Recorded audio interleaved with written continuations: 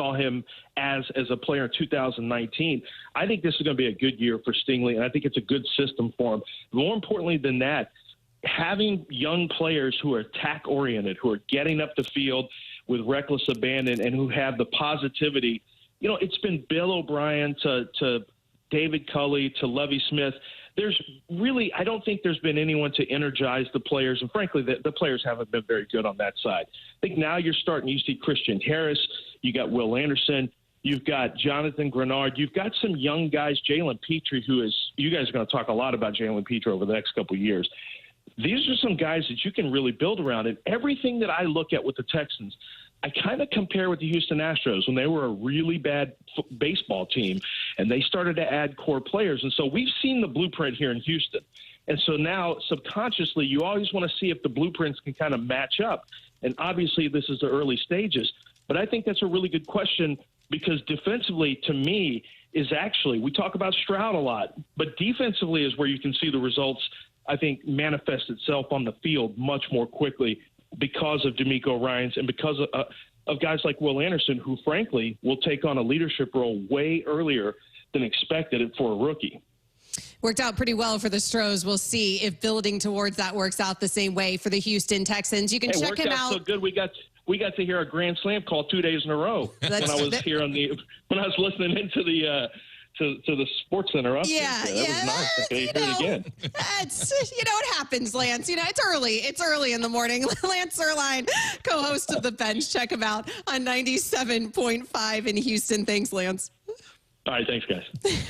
Coming up next here on ESPN Radio and on ESPN2, Amber Wilson and Andre Snellings with you. When supporting someone turns tone deaf, we will get into that. The traditions.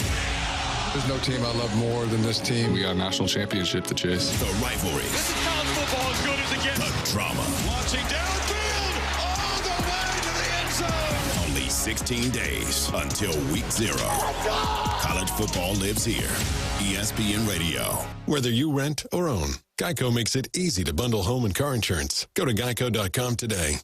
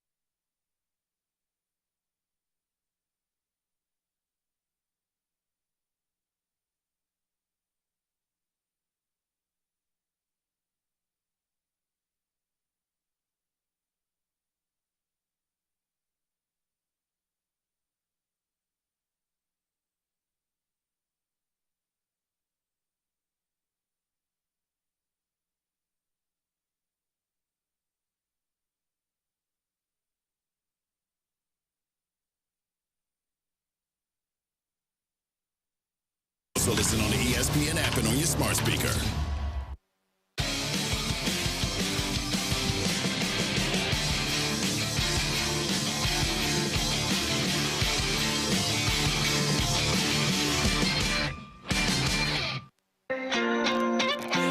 Why you always in the mood?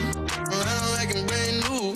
I ain't trying to. So, Andre, I just saw that one of our regular listeners, Matt from Atlantic City, he put on Instagram, he'd taken a picture, and I missed it on TV. Because when you and I are on TV, of course, we're not always looking at the TV, right? It's a little bit difficult to do when you're on TV. You're looking at the camera. So we didn't see the graphics that Jerry and the television department put up there, where they actually made a graphic of our resumes and put them side by side. And I felt like I said early in the top of the show, if you missed anything here, you can check out the podcast on the ESPN app.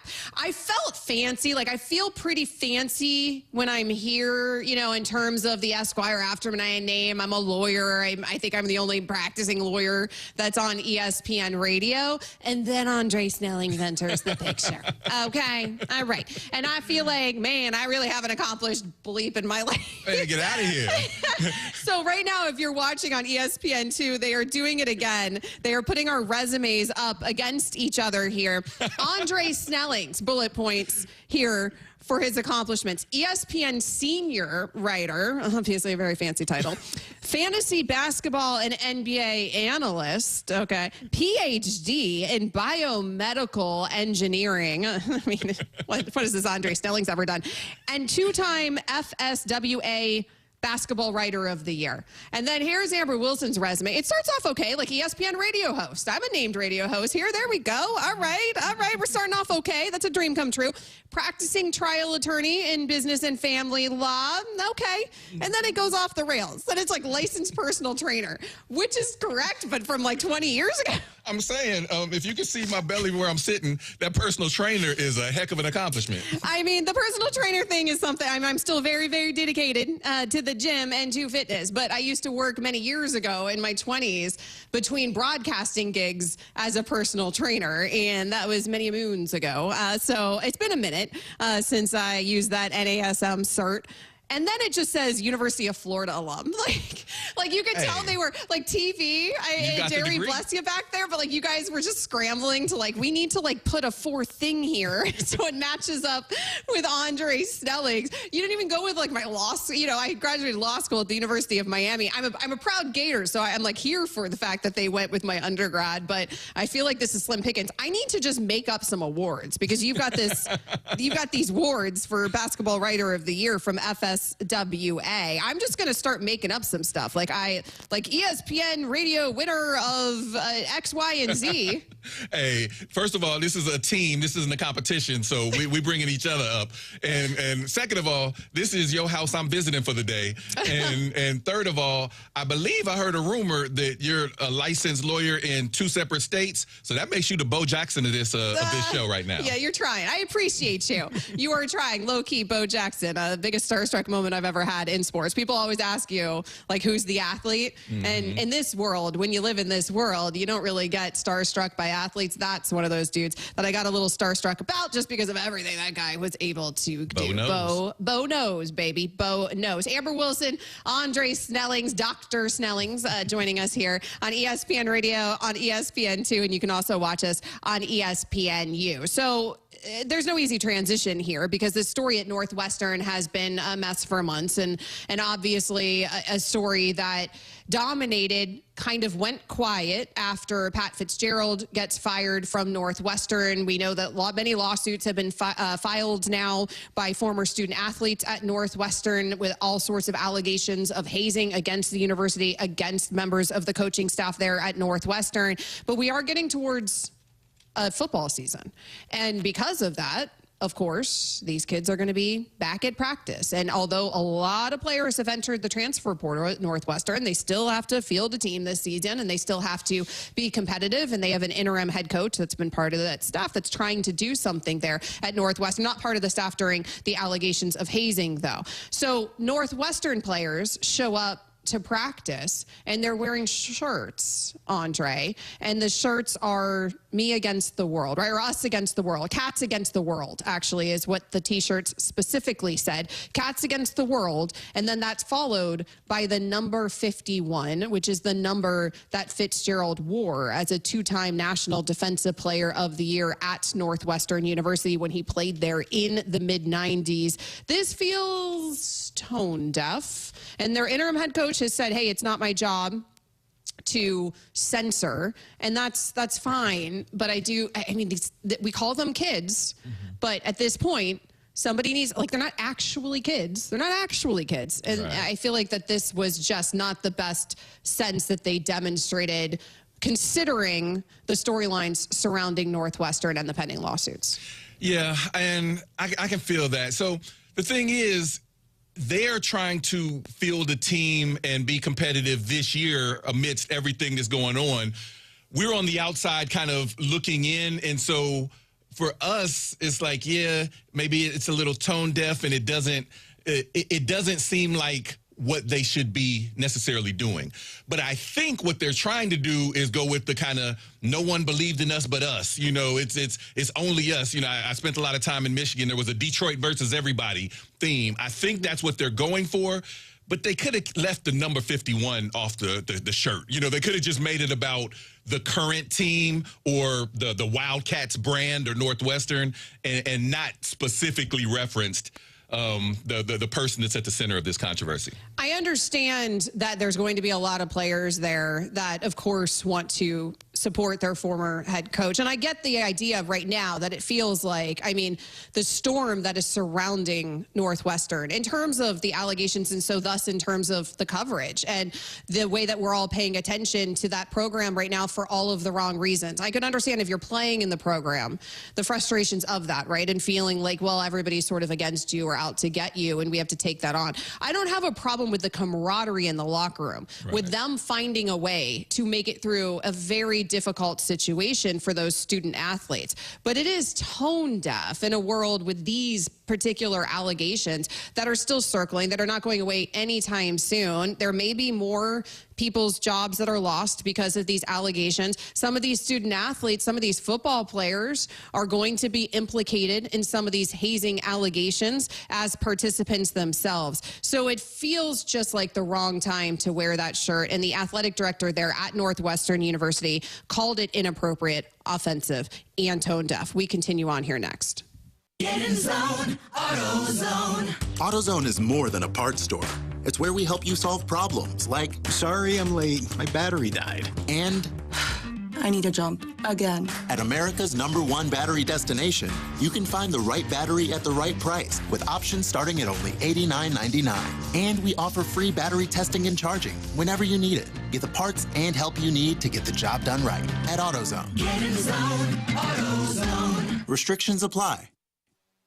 Bobby, did we get that shipment of mesquite? Jim's woodworking shop worked fine. Good fit on those Japanese corners. Until half his staff retired. Wow, those cuts are neat. I'm really going to miss your precision. He needs 4 skilled woodworker bees ASAP. All right, this jigsaw needs a new blade. Indeed can help him hire great people fast. I need Indeed. Indeed you do. Our hiring platform instantly connects you with quality candidates, and you can schedule and conduct virtual interviews right from the Indeed dashboard. Visit Indeed.com/credit and get $75 towards your first sponsored job. Terms and conditions apply. So you're in the middle of a kitchen update, and you can't tell if that's a faucet stem or a flange. With the Home Depot app, doing doesn't miss a beat. It'll find what you need in a snap, and it'll show you how to find it in store with a tap. Or get it delivered free. For doing that doesn't stop, download the Home Depot app. It's made for doing.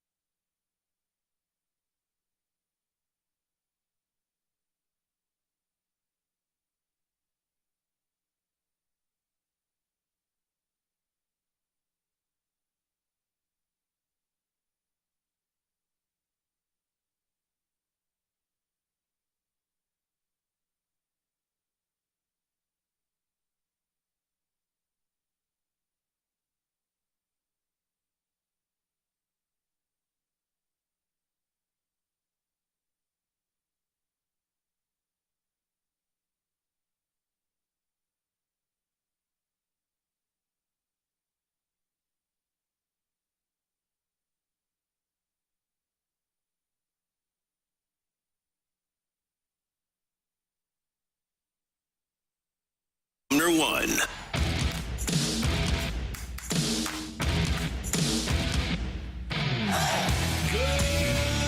Everyone, happy Friday Eve from the opening drive on 101 ESPN in St. Louis with Brooke Grimsley and Super Bowl champ Kerry Davis. I'm Randy Carricker. It's 7 o'clock. Time check brought to you by Clarkson Jewelers, an officially licensed Rolex jeweler. Another missed game last night for the Cardinal outfielder Tyler O'Neill. Kind of a sad deal, but it's, he's dealing with a couple of issues, CD. What's going on with He got a knee and then he got a back. Oh, when did that happen? About a week. No! Oh, my God! No! Oh, my God! To start the show? 7 o'clock. Start the show? 7 on the dot. It is 7:01 yesterday, and then you literally find a way to start the show. I didn't think we could do it. We break records here in the opening drive. We break records. Yeah. No! That wasn't even the story of the day yesterday. How did you do that? I didn't think we could do it. Oh, my gosh. Look at us. Phenomenal. Hey, 60-cent drinks at Mobile on the Run today. Stop by your local Mobile on the Run store. Get a 60-cent drink because the Cardinals scored 6 for you. I love my friends at Mobile on the Run. I go to the Creve Coeur location here, and everybody is so nice to me. And so I just want everybody to take advantage of the 60-cent drinks today. Yes, everybody. Yeah. Mike is the manager up there, and Ebony and Janice and everybody. Just when you stop by the Mobile on the Run on Olives, tell them Randy said hi. Do you get 60-cent drinks when they lose if they score 6? Yes, you do. Oh, okay. Yeah. Oh, good. Oh, yeah. You lose that 10-9, baby. Uh-huh. Yeah. Still have something to look forward to the next day. Yeah. Okay. Exactly. Something. I mean, we won yesterday. We won. Yeah. Of course. Yeah, we. Mm-hmm. We. Yep. It's always we when we win. Yeah, we do have Adam Wainwright on the show today, by the way. That's good. Speaking of scoring 6 and losing. Oh, man. What? Well, we had Adam Wainwright on the show today. I'm just joking. I'm joshing y'all. Ooh, this is 7:02, and we've already done some controversial things. Yeah. Work this morning. We're working. We are. Last night, the Cardinals did win 6-4 in Tampa, and Tampa plays on turf, and that's really the reason why Tyler O'Neill couldn't go. We're going to dig into that later, I'm sure. Mm-hmm. And some questions going on in my mind. Yeah. Well, I remember one time, there was this athlete in St. Louis that played on really hard turf. Okay. His name was Marshall Falk. And one time, he had knee surgery on a Monday. And missed a game and then came back in 12 days. And on his first carry, went for 77 yards and a touchdown and ran for about 220 against Carolina. He's pretty good, huh? He was pretty good, yeah. And tough. Yeah. Tough dude. And then he had a backup that was really funny. First-round pick named Trung Candidate. Trung didn't want to play football. Remember Trung? Trung didn't want to play football. This was great. Whenever Marshall would get hurt, Trung would get hurt like 2 plays later. He did not want to play. He didn't want to play football. Oh, my God. Yeah, but he made a lot of money because he was a first-round draft choice. So there you go. That's the key to success. Brooke, with the Rams in that draft in 2000, were trying really hard to draft up to get ahead of Tennessee to take Keith Bullock. Oh, yeah. So he could have been a Ram. Mm. But he was your guy for a long time. He's a good player. Oh, yes. Good player. My dad had a Bullock jersey. Oh, did he? Uh-huh. That's very cool. Yeah. So, hi, Mr. Grimsley. Is he listening today? Probably. Okay. He's up in the mornings. Okay, good. Last night in Tampa at the Trop, the Cardinals took the lead. Alec Burleson with an RBI groundout. By the way, that's good baseball right there. Get a runner home from third with less than 2 out. That was a nice, productive out. We don't see that very often in MLB these days. So, yes. Yeah, good fundamental ball. Good job. I liked it. Siri homered. Hey, Siri, what are you going to do now? I am going to hit a home run. 2-run blast in the second inning to make it a 2-1 lead for the Rays, but then the Cardinals came back. Nolan Arenado with an RBI hit, and then Goldie stepping in with a couple of runners aboard in the 4th inning. Grounded toward first and under the glove into right field. Here comes Arenado around third. He is going to score standing up. Jordan Walker has another hit, and the Cardinals take the lead. It's 3-2. That's my fault. That was J-Dub putting the Cardinals ahead for good in the 3rd inning. And then in the 4th, it was Goldie that expanded the lead. And he's going to have it. A base hit to right field, scores 1. Pop's going to wave. Edman, throw to the plate. It's got to be late. No call by the home plate umpire. But Goldschmidt has RBIs 2 and 3 in August. A big hit to right, and St. Louis leads at 5-2. Siri hit another home run in the 4th inning to make it a 5-3 game. Cardinals needed some insurance in the 7th, and the Nutty Neuters of Newton Nation went crazy. Newt, he's not going to offer it that. High fly ball, tomahawk toward right at the track and wall. It is gone. Newt Barr with a leadoff homer extends the lead. Newt. Yeah. Oh, man. The Nutty Neuters of Newt Nation were fired up last night because he's been looking pretty good. That was his 12th home run this season. I know he was like 2 for 5 night. He's had 8 home runs. Bally Sports was talking about this last night. He's had 8 home runs since July 1st. And Jim Hayes asked him afterwards, how have you kind of tapped into that power? Who do you think that he worked with, guys, during that time? Albert. Maybe somebody on the coaching staff. I was going to see if you guys were going to mention that. Oh. No? No. Nolan Arenado. Nolan Arenado from the coaching staff. Yes. Okay. That's a good play. That's a smart move. Hitting coach Nolan Arenado. Yeah, right. He said that he worked with him specifically. Good job. It worked out. Newt. Yes. And by the way, that home run came in handy because Wander Franco hit just a wall scraper at the end of the game that went 448 feet. And the Cardinals win it by a score of 6-4. And the story of the night was not the offense, although it's good to score the 6 runs and get the 60-cent drinks. But the story of the night was the fact that Dakota Hudson gave you another start worthy of a number 5 starter. He goes 5 innings, allows 3 runs on 7 hits, struck out 2 and walked 1. And so Matthew earlier was saying it was just an average start. And I said, Matthew, you watched the game, didn't you?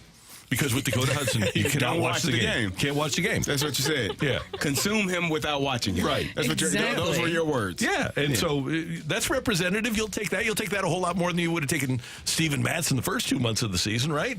And then King and Verhagen. But then Romero and Gallegos come on. What was that for Verhagen, huh? Well, what was that? It was just a Verhagen performance. It was a Verhagen performance. If you get that from Dakota Hudson, are you satisfied? Is that a 5th starter type of performance for you? And you are. But if you're getting that from your 4th and 5th starter, are you satisfied? Then you've got issues because that's probably what Matz will give you if he's your 4th. Maybe a few less hits, but yeah, maybe a run. You got to be careful there. That could be. And so I am happy that Dakota Hudson was able to make it through 5, but. We're greedy as sports fans, right? We always are going to want more. We want more. We need more. If you got a little bit more in the tank, give it to us. Give us more because that's how we work. So, yes, good start, good outing, but give us more next time. Absolutely. And the Cardinals will have a serious competition for that. Hopefully, it'll be a singular competition for the 5th starter's job because you do know that Matz is going to be there. You do know that Michaelis is going to be there, and you hope that the Cardinals can get 2 other starters that are representative in your top 4. Yeah, with Dakota, I, of course, am happy that he looks a little bit better as of late, but I just can't shake the fact that second half of the season, the pressure is not on him as much. That's the other part. And so I wonder how much that factors into it. I feel like I would need to see it more consistently for a longer period of time before I can buy in. Oh, no doubt. Because he had his chance early this season, and I mean, it just has not panned out. It just hasn't panned out for him, and that's a huge concern for me. I guess the only issue is where are you going to get those pressure moments? Where are you going to find from a starting pitcher going down the stretch of this season?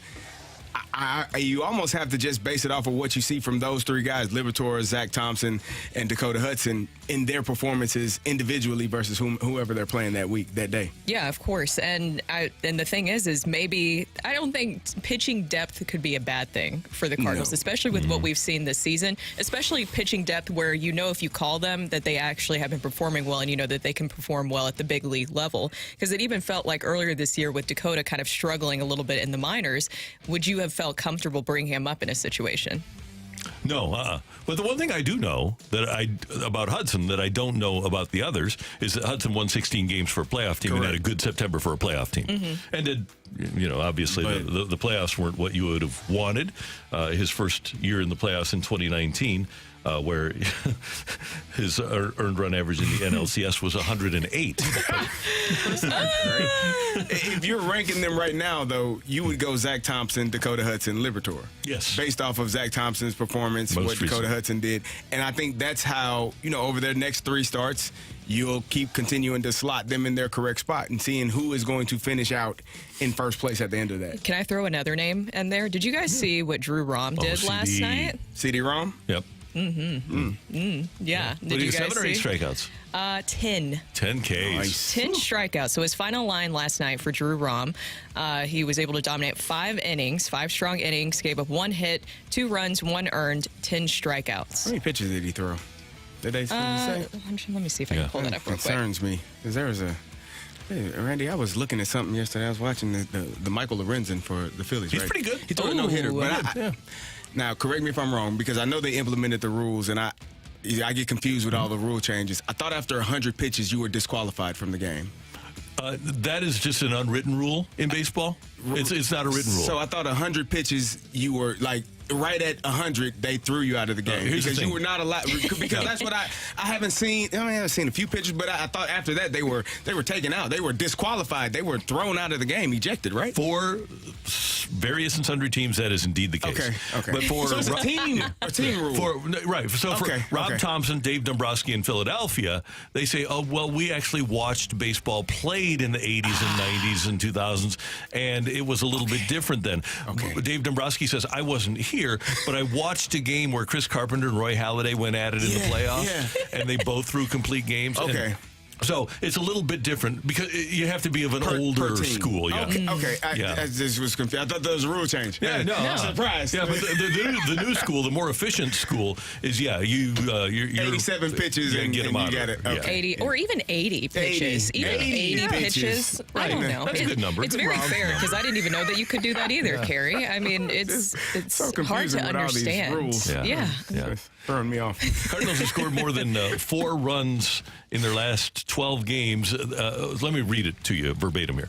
For just the third time out of 12 games, the Cardinals have scored more than 4 runs since July 27th. They went 4-8 across that stretch, winning 3 of the games with 7, 6, and 6 runs. So the offense needs to be a little bit better. But the Cardinals did come away with a victory. As Carrie mentioned, Michael Lorenzen, who also is a good hitter, had a no-hitter last night for the Philadelphia Phillies. It was pretty impressive. It was fun to watch. 124 pitches, man. Yep. That's he crazy. went out there. He's got 111 pitches. Is he going to go out for the 9th inning? He's got a no-hitter. He better. Let me tell you something. But you never know now. You all have met me and know me. If the manager tried to tell me I couldn't go out in the 9th inning, we would be one less manager. We would have one less manager. He would be out for a couple of days. Disappear. Sick. You take him down in that tunnel and beat the hell out of him. Hey, you're fighting to stay in, quite literally. And literally. Philadelphia leads the wild card race. They're a game ahead of the Giants. The Marlins are in 3rd place in the wild card race. They're tied with San Francisco, and then the Cubs and Reds are only half game behind, and the Diamondbacks are still in it, 2.5 back in the wild card race. So still a good race in the National League. If you're not a Cardinal fan, you have to just look elsewhere. That's all. I'm genuinely just curious if people do watch other teams right now. I flipped over to watch Philly last night to watch the no-hitter. I do. I watch Greg, who, by the way, bailed on us. No jealousy or envy or anything like that? Not really. I just want to see who's good and who's not. And I'm always intrigued. You're getting prepared for the postseason is what you're doing. Yeah. Getting revved up. Well, here's the other part of it from my perspective is I want to see the teams that win and why they're winning. Baltimore is a new school team. They have the best record in the American League. But then you've got Tampa Bay, and they have decidedly gone old school, as we've seen the last couple of nights. The Rangers with Bruce Bochy, the Houston Astros with Dusty in charge, Toronto with John Schneider. The analytics teams are kind of falling by the wayside a little bit. Atlanta in the National League. The Dodgers are still analytically driven. But then you've got the Phillies. The Giants have gone. It's amazing. You couldn't have found more analytically inclined people than Farhan Zaidi and Gabe Kapler, their Pobo and general manager. They're playing like Tampa now. They're stealing bases. They're sacrificing. So it's interesting to me because I never bought it when Tony LaRussa would say, I think this is going to circle back and we're going to get back to the way it was. And slowly but surely you can see it happening. Not here in St. Louis, but slowly but surely around baseball you can see it happening. I like how you made sure to point that out. Yeah. Not here. This is why I watch other teams play. yes, very much so. Yeah. Coming up, Sick of It on 101 ESPN.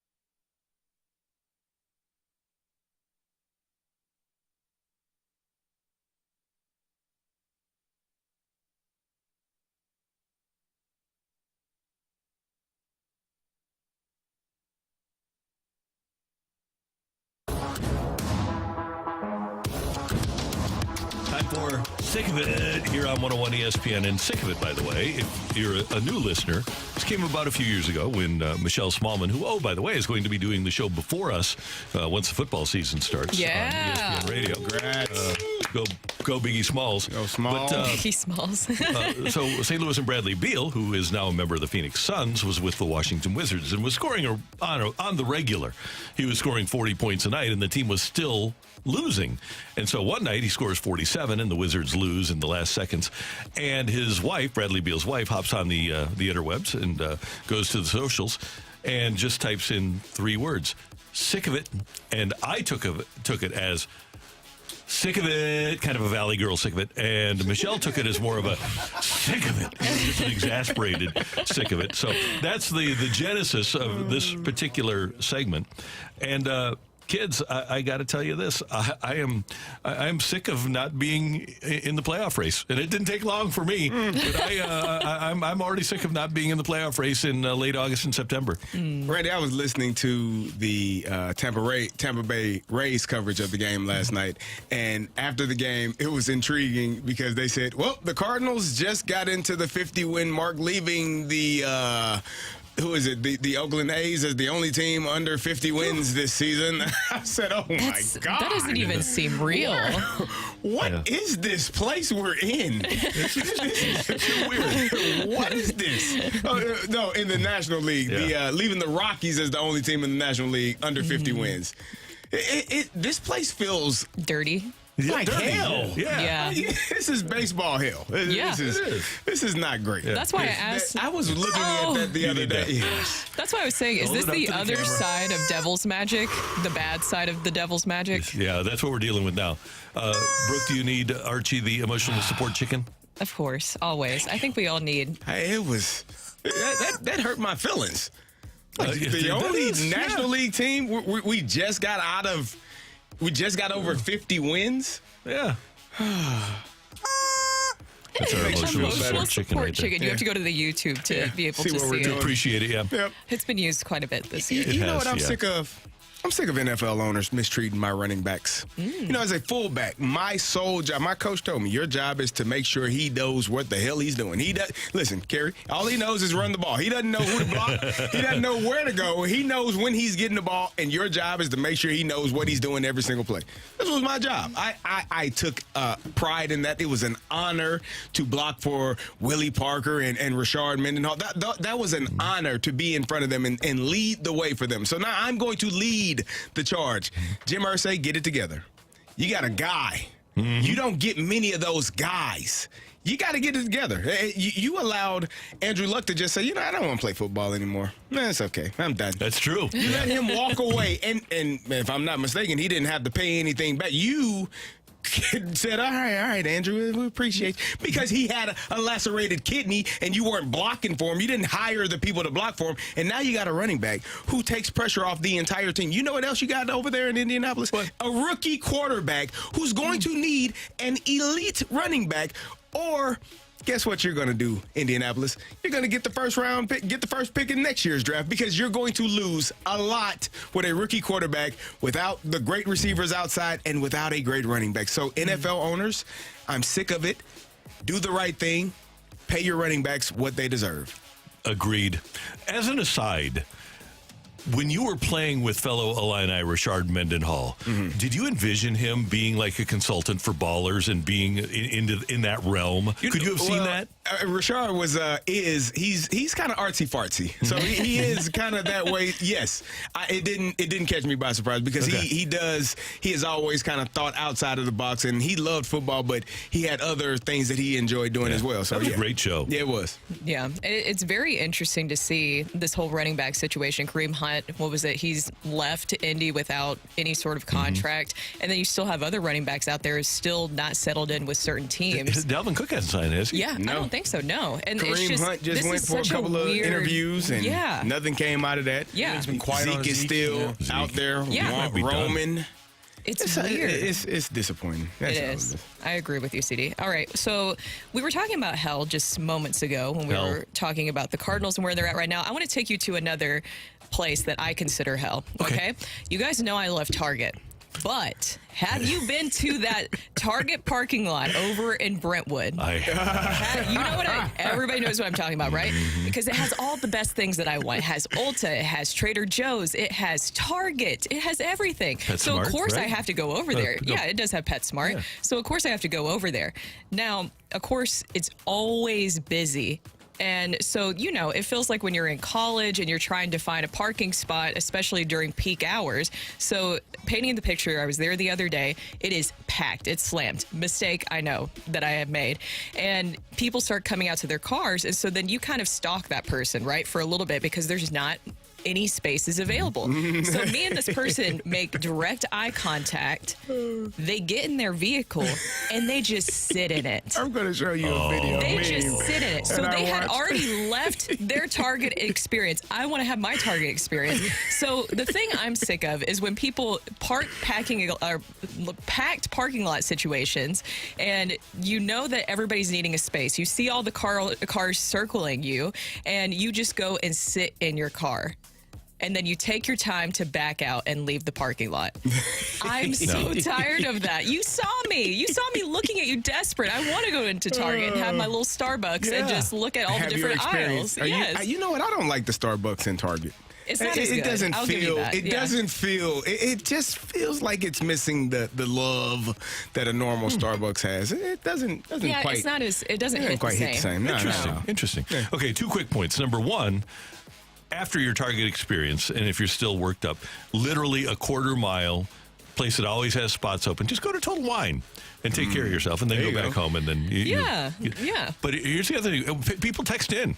Do you get the same Starbucks? Do you feel personally that you get the same Starbucks experience at the Target Starbucks as you do elsewhere? And you can text in 314-399-9646, 314-399. Yo-ho. Right, if I'm searching for a Starbucks and I see that it's inside the Target, I get disgusted and I drive away. No. Wow. Hell no. So we've got one in the Deerbergs right across the street here. No, not going to do it. Fly, huh? There's one right across the street. Yep.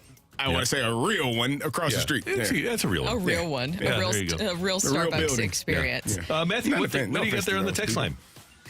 Somebody goes, no way, Brooke. Sick of it. Biggest pet peeve is shopping is people park behind you waiting for me to pull out. I hate that. Oh, my. You are the person. You are the person that sits in your car an extra 5 minutes knowing that this parking lot is packed. From the 618, the Target customer was savoring their experience in the parking lot.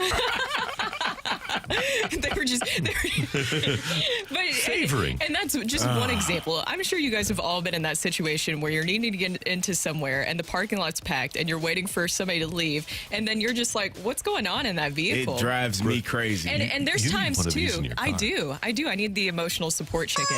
And there is times where maybe like I am just going to my car to get something, and I like think about that. I like signal to the person just keep going. You know, I just think about that stuff, and so that's all I'm saying. You're nice. Just give me like a little wave, like, oh, I'm not going anywhere. I'm just going to sit here for 5 minutes. Are you road rage-ish? No. No? A little bit? No. Not at all. Not at all, guys. A little bit? I used to be a big-time road rage guy. Now I'm scared that I'm going to get shot. That is a very fair point. That is a thing to be worried about. Sick of it. This NFL running back drama. It's called supply and demand. If they ever went to class, they'd understand. Carrie. That was a shot across the bow. Oh my God. You know what? I'm gonna. When they go low, we stay high, and I'm going to choose the high road because I could tell you a thing or two about a thing or two.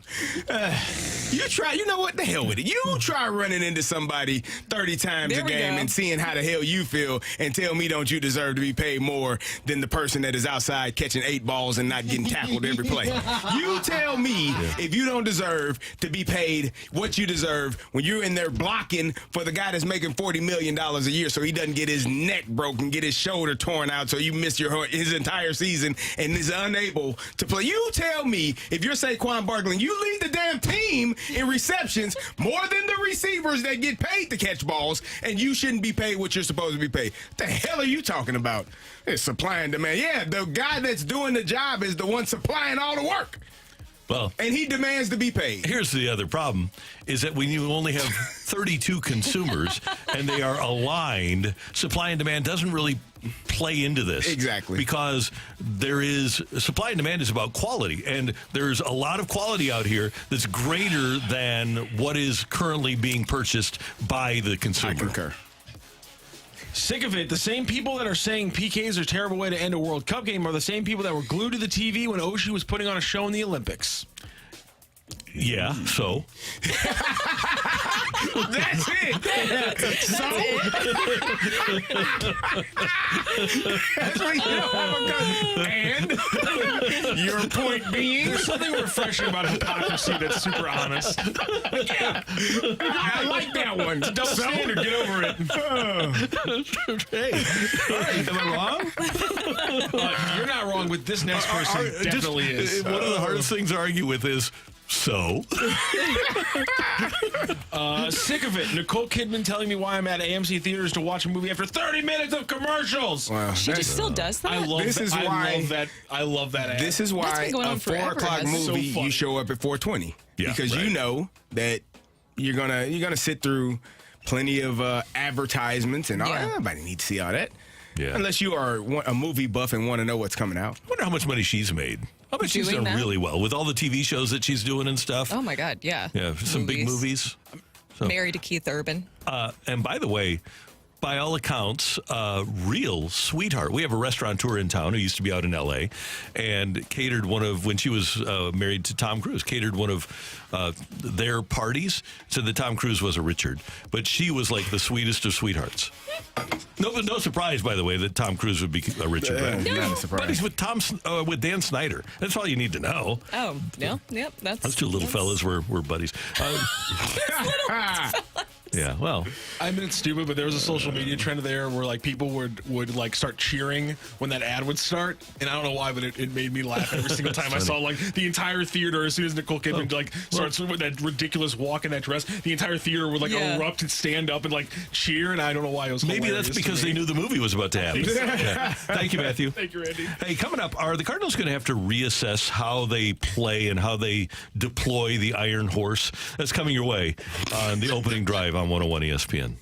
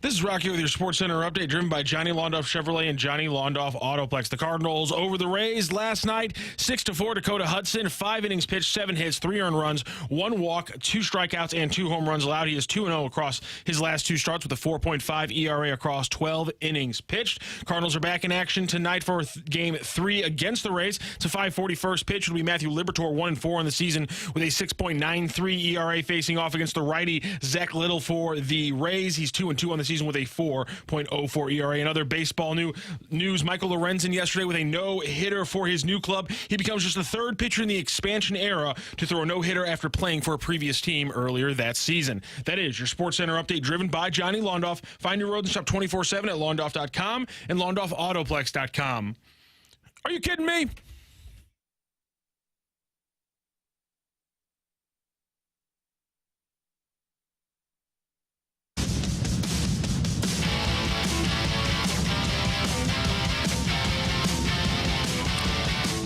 Tyler O'Neill has had a rough go for the Cardinals this season. He missed most of the season. After May 4th, he was out of the lineup until July 20th, and now he's missed the last couple of games because of knee irritation, knee tightness, and he just doesn't seem to be, to me, a guy that you can count on. And you'd like it because you see the talent, you see how incredible he is when he hits the ball out of the ballpark or when he can run or the plays that he makes in left field. But the fact of the matter is, when you look at his career, he's played more than 100 games just one time. Another year, 2022, last year he played 96 games. He's played 44 this year, and the Cardinals have something like 50 left. So he's not going to get to 100 this year either. And the Cardinals talk about talking to him every day about how he feels, and he's going to be open with them and do everything he can to stay on the field. But it seems to me like he can do everything he can to stay on the field, and he still can't stay on the field. He seems to be just a guy that's always going to be sore and most times unavailable. Especially with what we've seen this season. I mean, even if you go back to 2018, 61 games, 2019, 60 games, 2020, which, of course, the COVID season, 50 games, and 2021 is the time that he had 138 games. But also in that same season where he did perform well, he still dealt with injuries. Mm-hmm. This seems to be a constant lingering issue. So I'm sure when his name came up before the trade deadline, teams were like looking at that and saying, well, we're not going to be able to get much out of that possibly. And the thing is that having been around that clubhouse, and I remember when Tyler O'Neill came up and being around the team, he is a very hard worker, and he is very open and honest. You guys have talked to him as well. He's very honest about his experiences, his training, everything he does. The part that is just really confusing to me this season is what exactly is going on with him, because I understand wanting to, make sure that you can have a long career and play as long as possible. But at a certain point, which I would love to ask him about, you have to be able to push through some of this stuff, because I feel like, especially at this point in the season, everybody's battling something, and you're still continuing to push through it. Yeah, and Carrie, I know you have some things to say here, but I kind of joke about the hamstrings and the muscle injuries, but this is a back. I don't know. When did that happen? Back. But then it's a knee. This is not, backs and knees are not something that you can just prepare for and say, okay, I'm doing things to be healthy. Unfortunately for Tyler O'Neill, he's suffering injuries that are not really preventable by doing things for your body. Yeah, for me, I'm sure it's frustrating for him, and to know that the one time you played over 100 games, you finished 8th in MVP voting, which gives everybody that's watching you hope and glimmers of hope, and they feel like, well, if we can get that version of him, we can be really good. Yeah. But you are what you put on tape. And for us as players, what you show on tape is your resume. That's who you are. That's what you do consistently. And if you are consistently not healthy, consistently not playing well, or playing at all, playing enough, that's who you are. And so eventually teams have to make a decision. Okay, yes, he has all of the talent in the world. And it could be that he goes somewhere else and gets completely healthy and has a rest of his career is a Hall of Fame type of career. May happen, but what you're getting here is not that caliber of player. And so it becomes time where you have to move on. And for Tyler O'Neill, again, this is not something that no player wants to be hurt. No player wants to often be injured. He wants to play baseball. Yeah. His body is just telling him no, and that makes it hard on everybody. So if you're the Cardinals and you're trying to evaluate for next year, I would be inclined, if I were them, to take looks. You want Jordan Walker to play right field. It's either going to be Nootbaar or Carlson and Burleson. Those four are going to be the guys that I'm going to concentrate on getting at bats for. If this guy is going to play 5 games for me and play 5 games a week and he has to sit, or maybe 4 times a week, he's not part of my future. So I'd rather take a look at other guys that have a chance at least to be a part of my immediate future. So if I'm the Cardinals, I would take minimal looks at Tyler O'Neill for the rest of the season and take looks at those other 4 guys. And maybe that was another thing that was kind of confusing when they came out and said that they were going to try to get him as many reps as possible in left field. Is that more just trying to showcase him? You guys think maybe this offseason you try to move him, or they consider him a part of next season and then try to move him at the trade deadline next year? Because somebody did bring up on the text line too, maybe they're holding on to him too long like they did with Paul DeJong, but then they were able to get some value out of Paul DeJong. They were at least able to get something. Do you think that's how they're trying to view this Tyler O'Neill situation? For me, and I don't know how they're trying to view it, but they are seduced by the talent, which is extraordinary. But is the juice worth the squeeze? Is it worth not having him for as many games as you're not going to have him to see the occasional talent? I mean, that was an awesome week last week. But if you're only going to get a week, there you go. It was a spectacular week. It was spectacular. Yeah. And that is the problem. You felt like at the trade deadline, okay, we probably didn't get what we feel or know that he's worth. And then he goes out after the trade deadline and performs like that. You're like, yes, that's what we're talking about. Yeah. Either he keeps performing like this and we get to keep him on our roster, or his trade value is so much higher and in the offseason than it was at the trade deadline. We can get something better in return. And then it's over. Because that's been the history of what we've seen. And so if you're the Cardinals, you have to make a tough decision and say, hey, man, we respect you. We love you. We know you do a great job when healthy. But if I have to say when healthy after anything I'm saying in regards to you, then that's not going to work for us. No, Here's my it's thing. not. No. So Tyler O'Neill, age 24 through 28 seasons. This is his age 28 seasons. Games played 60, 50, 138, 96, and 44. Guy that didn't quite have the science or the nutrition or the weightlifting ability. Again, the ages 24 through 28 seasons. And it's a different time. This guy didn't have that. 155, 154, 154, 154, 155. That was the other Iron Horse, Lou Gehrig, who played in those games in his 24 through 28 seasons. Our Iron Horse just is not as durable. They don't make things like they used to. I don't know if you can call him an Iron Horse. I don't think you should. I don't know if he's not. No.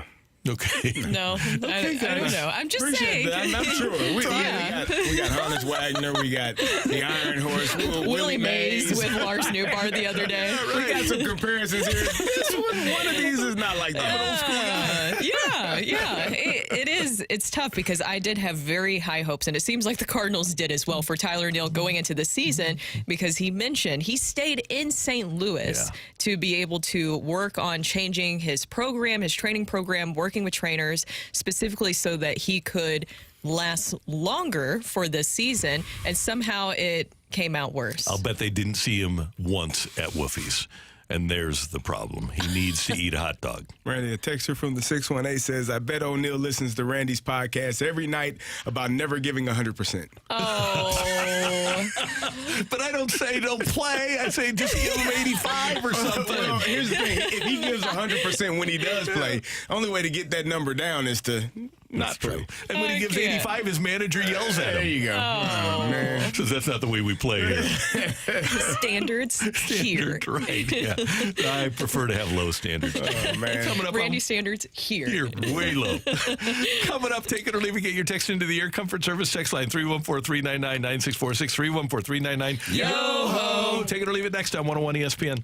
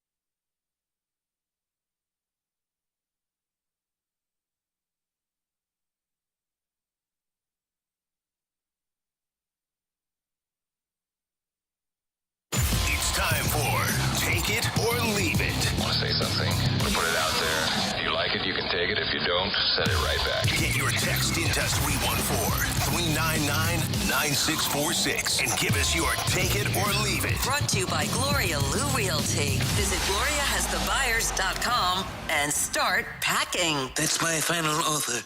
Take it or leave it.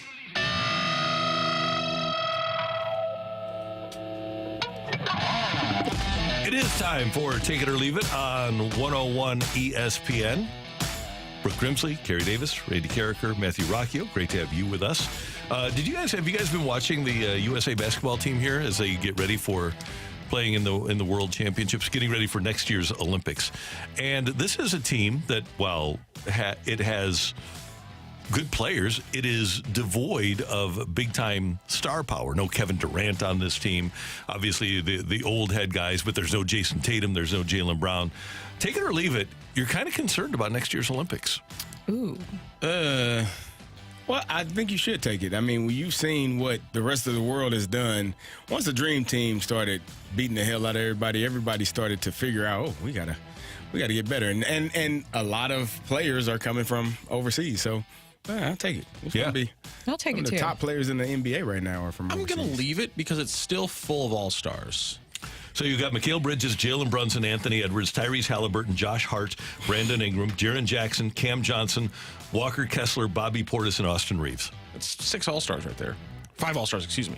Leave it. I'm concerned. Take it. Excuse me. Take it. I'm concerned. Yeah, me too. Bobby Portis is a role player. Bobby Portis. He's 10 he's double for last 3 seasons in the NBA. I love. I'm just giving you a fact. Rock, I love when you throw stats out there like they matter. He's having a double across 3 years in the NBA. Who the hell cares? With like a block and a half a game? No one cares. That's a solid role player. Yeah, exactly. That's what you need. Player. No, you know what the Dream Team had? You have Jaren Jackson Jr. You have one of the best defensive players on the planet. You know what the Dream Team had? Well, yeah, that's not the Dream Team. Superstars. Well, the Dream Team. The best players on their team. Can we play the Dream Team game? Sure. I love the Dream Team game because it's 1992. It's okay. Good times. So Barcelona. It's loved it. Michael Jordan, Magic Johnson, Patrick Ewing, Charles Barkley, Larry Bird, John Stockton, Karl Malone, David Robinson, Scottie Pippen, Clyde Drexler, and then you had the kid from Duke, Christian Laettner, and then we're leaving somebody off here. But it was Chris Mullin. Yes, it was the greatest. How many Hall of Famers was that? That'd be 11. Except for Christian Laettner. Except for the Duke It's the guy. greatest team ever. You want to tell me it's the Dream Team, and I love Bobby Portis. Okay, so 10 and 10. Woo pig. I have an easy one for this, Matthew. Yes. Who on this team stops your boy Nikola Jokic? Thank you. Game, set, match. 3J gives him a good game. Yeah. Okay. Anywho, I'm concerned. He does. He's been doing it all year. Who won the championship last year? Nikola Jokic. Who won the MVP 2 years in a row before last year? Joel Embiid. 2 years in a row prior to last season. Yeah. Who was Jokic? Okay. How many MVPs or championships does Jaren Jackson have? 0. How many Western Conference championship games does he have? 0. Okay, thank you. All right, I rest my case. So, Brooke, you'll like this one. Oh, LaDainian Tomlinson calls Ryan Tannehill one of the most underrated quarterbacks. Oh, I saw this. In the NFL. And I'm giving you a few stats. Yards per attempt since 2019, Tannehill ranks number 4. Passer rating, he ranks number 6. Completion percentage, he ranks number 10. Touchdown to interception ratio, he ranks number 10 since 2019. So take it or leave it, he is one of the most underrated quarterbacks in the NFL. Oh, I'm going to take it. I'm all in, even though I do. You and LT. Even though I do. Hey, he said it. I heard it, and I was very excited about it. If you do actually look at some of his stats, I was pretty surprised because when watching the Titans, he's not exactly. It does not feel that way, especially playoffs. When you get to the postseason with Ryan Tannehill, it didn't feel that way. Maybe that's just because Derrick Henry with his injury and all that different kind of stuff. I know that there's other because factors. He sucked during the playoffs, bro. He threw that interception in Cincinnati. And sometimes that's all that matters to me the most, right? Is how you perform in those situations in the postseason. Because regular season is great, but how you play when it matters the most is what matters to me. Here's something, and you watch all other games. How much of a product was Ryan Tannehill of A.J. Brown? Yes. right? Yes. Big time. Yes. That was still the craziest, dumbest move. Yeah, it was. And the Titans have had some dumb moves. That is still one I will never get over. And I know that Rand has taken things over because the other GM who made that move deserved to lose his job because of that. That just made no sense. Real quick, Brooke, I'm going to give you some names and tell me if you take, because underrated, top 10 quarter, he got top 10 stats. So I'm going to give you some names. Josh Allen or Tannehill. I'm gonna take. You're asking me to take. I'm gonna have to take Josh Allen. If you're just giving me like a choice, I'm gonna give you some names. Aaron Rodgers. I would take Aaron Rodgers. Lamar Jackson. I would take Lamar Jackson. Joe Burrow. I would take Joe Burrow. Trevor Lawrence. I would take Trevor Lawrence. I think he has like a lot of. I think Trevor Lawrence is gonna be really interesting. He continues to get better. Did you say Patrick? Oh, yeah. Justin Herbert. Yeah. What was that? 8 quarterbacks only in the AFC? Yeah. And I left out Deshaun Watson. I left out Tua because maybe you would take, Deshaun Watson. No. Not a big fan of Deshaun Watson, so I'm not going to take that. And that football has nothing to do with that, right?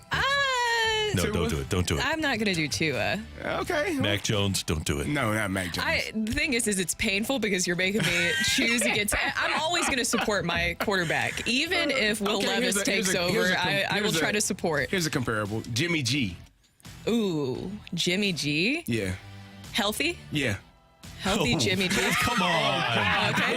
That's not realistic. You're right. Yeah. I'm going to go with Ryan Tannehill just because I don't know how healthy Jimmy G can be. I can tell you he's not going to be healthy at all. That's my problem. I'm saying, are we getting peak healthy Jimmy G? Then maybe. But, I'm going to stick by my man, Ryan Tannehill. Man, that was brutal. Please don't play that. Please don't play that to Rand. Please don't play that to Rand. Because I'm pretty happy right now. So my take it or leave it, guys. I found myself kind of drifting into some unusual territory last night. Have you guys seen this like slap fest thing? Yeah. This power slap league that they have. It's owned by Dana White.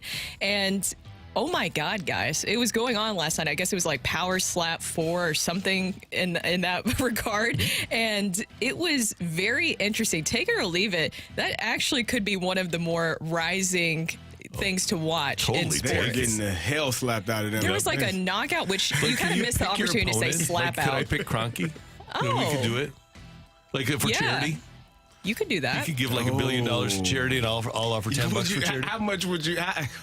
Please, if you guys haven't seen it, there's some clips online of it. It is so interesting. They had like a super heavyweight competition, and one guy got knocked out. As I mentioned, it should be slapped out, but then another guy slapped another guy like so hard in the face, he just ate it and screamed back in his face. And it's intense.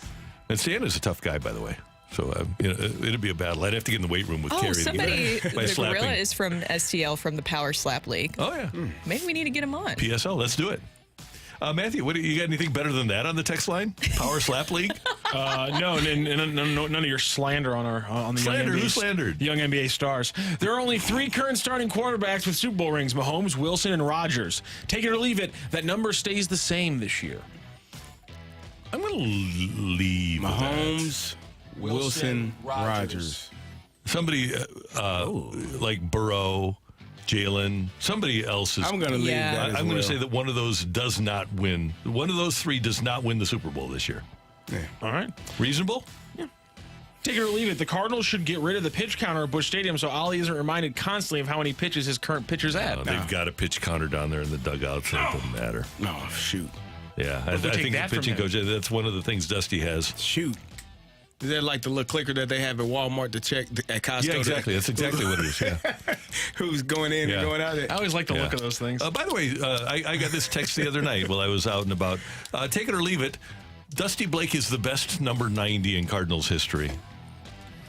Who else was number 90? I don't know. Take it. Okay, take it or leave it. Dusty Blake is one of the best number 90s in Cardinal history. Oh, there you go. Take it. Yeah. Take it or leave it. Victor Scott will be in the starting outfield for the Cardinals before the 2024 season ends. Leave it. Start of 2025, though. Okay. Not start next of year? 2025. Not unless there's injuries and stuff, because they're going to win 105 who's games in the next outfield? year. Well, Newt is going to hit his 35 homers and an OPS of 902, and then you're going to have Carlson finding himself in center. So Carlson is going to be your center fielder. Yes, he is. Finding himself. And he's going to have What an about 860 Tommy OPS. Edmonds? What happened to Tommy Edman is your Gold Glove second baseman, baby. Okay. And then you got Jordan Walker in right. So Stud. what you're implying is that the Cardinals are going to have a position that they play in every single day. Yes, that's exactly what I'm saying. Cool. And kids, you need to know this, okay? And this is Uncle Randy speaking, because I've been around, and I've seen these sorts of things happen with, by the way, John Mozeliak being at the center of this. He was a fulcrum when the 2003 Cardinals scuffled along and only finished 85-77. This team isn't as good as that team, but they turned it around, and the following year they went 105-57. And that's what's going to happen next year. Cardinals are going to go 105-57. And then lose the World Series in 4 games. Oh, man. Sorry. Man. Sorry. Take it or leave it. Sorry. Mini Coopers exist just to mess with you in full parking lots. Yes. Yes. I'm going to take that. That is a good one. The very first brand new car I ever had was a Honda CRX, which was about the same size as a Mini Cooper. You talk about easy to park. That was great. Yeah. Those were the days. Not hard at all. No. It's easy to get There's in. some other very just like sneaky small cars. My daughter has a Fiat. The smart car. Yes. Oh, that shouldn't exist No. sometimes. But it is great for the environment, though, of course. Yes. Oh, yeah, that's all. Yeah, We're all about the environment. Yeah. He says the guy that used to drive an Expedition. CD, by the way, he's the greenest guy in the room. He is. Yes. Thank you. Thank you, Yeah, CD. thanks for that. No problem. So just to make up for that, I'm going to go buy myself a styrofoam cup today. All right, one more. Take it or leave it. Jimmy G works out with O'Neal in the offseason. I'll take it, yeah. Stay. No. Come on. He's got his own. Come on. Maybe they could learn something from each other, though. What are they going to learn from each other? Jimmy G doesn't seem like a weight room guy, yet he stays injured. Okay. And, so O'Neal seems like a weight room guy, and he stays injured. Brooke, I want a female perspective. I will give you Oh, gosh. What are you about to ask? 60-year-old male perspective. Jimmy G is the most handsome guy in the NFL. The most handsome guy. Female perspective. Okay. Yeah, I think Jimmy G definitely. Oh, I was about to give rankings. I shouldn't do that. David would be like, what in the world? David will listen and be like, wait, why are you doing? I think Jimmy G, Jalen Hurts is very handsome. Right. Joe Burrow is very handsome. I'm trying to think if there's any others that just really stand out. But yes, Jimmy G should be a model. He just has that stunning model beauty. Yeah, thank you. Yeah, I agree with you. Jamie was never a Ram. But he was, Northern Illinois? No, Eastern Illinois. Eastern Illinois. See, there you go. Charleston, Illinois. Coming up here on 101, and by the way, thank you very much for your texts. We do appreciate them for all of our segments. And you can always send a text or a mic drop. That's always available for you on the 101 ESPN app. If you ever agree with us or you have something pithy to say, or if you disagree with us vehemently, or if you saw Brooke waiting for a parking spot and you just want to laugh at her a little bit. Please just leave it a timely-ish manner. Yeah. I understand that sometimes you have to get settled in, but, So, mic drops to the 101 ESPN app. Coming up, should there be more of a sense of urgency for the Cardinals to be winning games, even though they're out of it? That's next on 101 ESPN.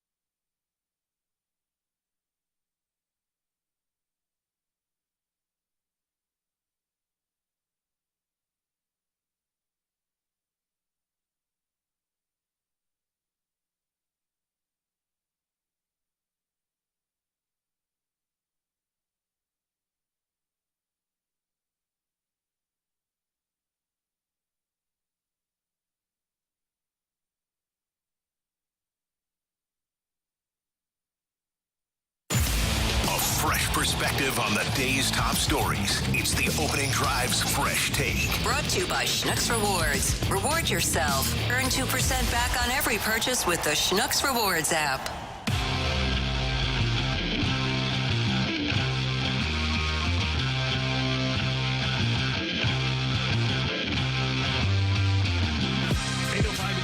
Time check brought to you by Clarkson Jewelers, an officially licensed Rolex jeweler of the Opening Drive with Brooke Grimsley and Kerry Davis. I'm Randy Carricker. And guys, I covered the Cardinals on a pretty regular basis in the 80s and through the 90s.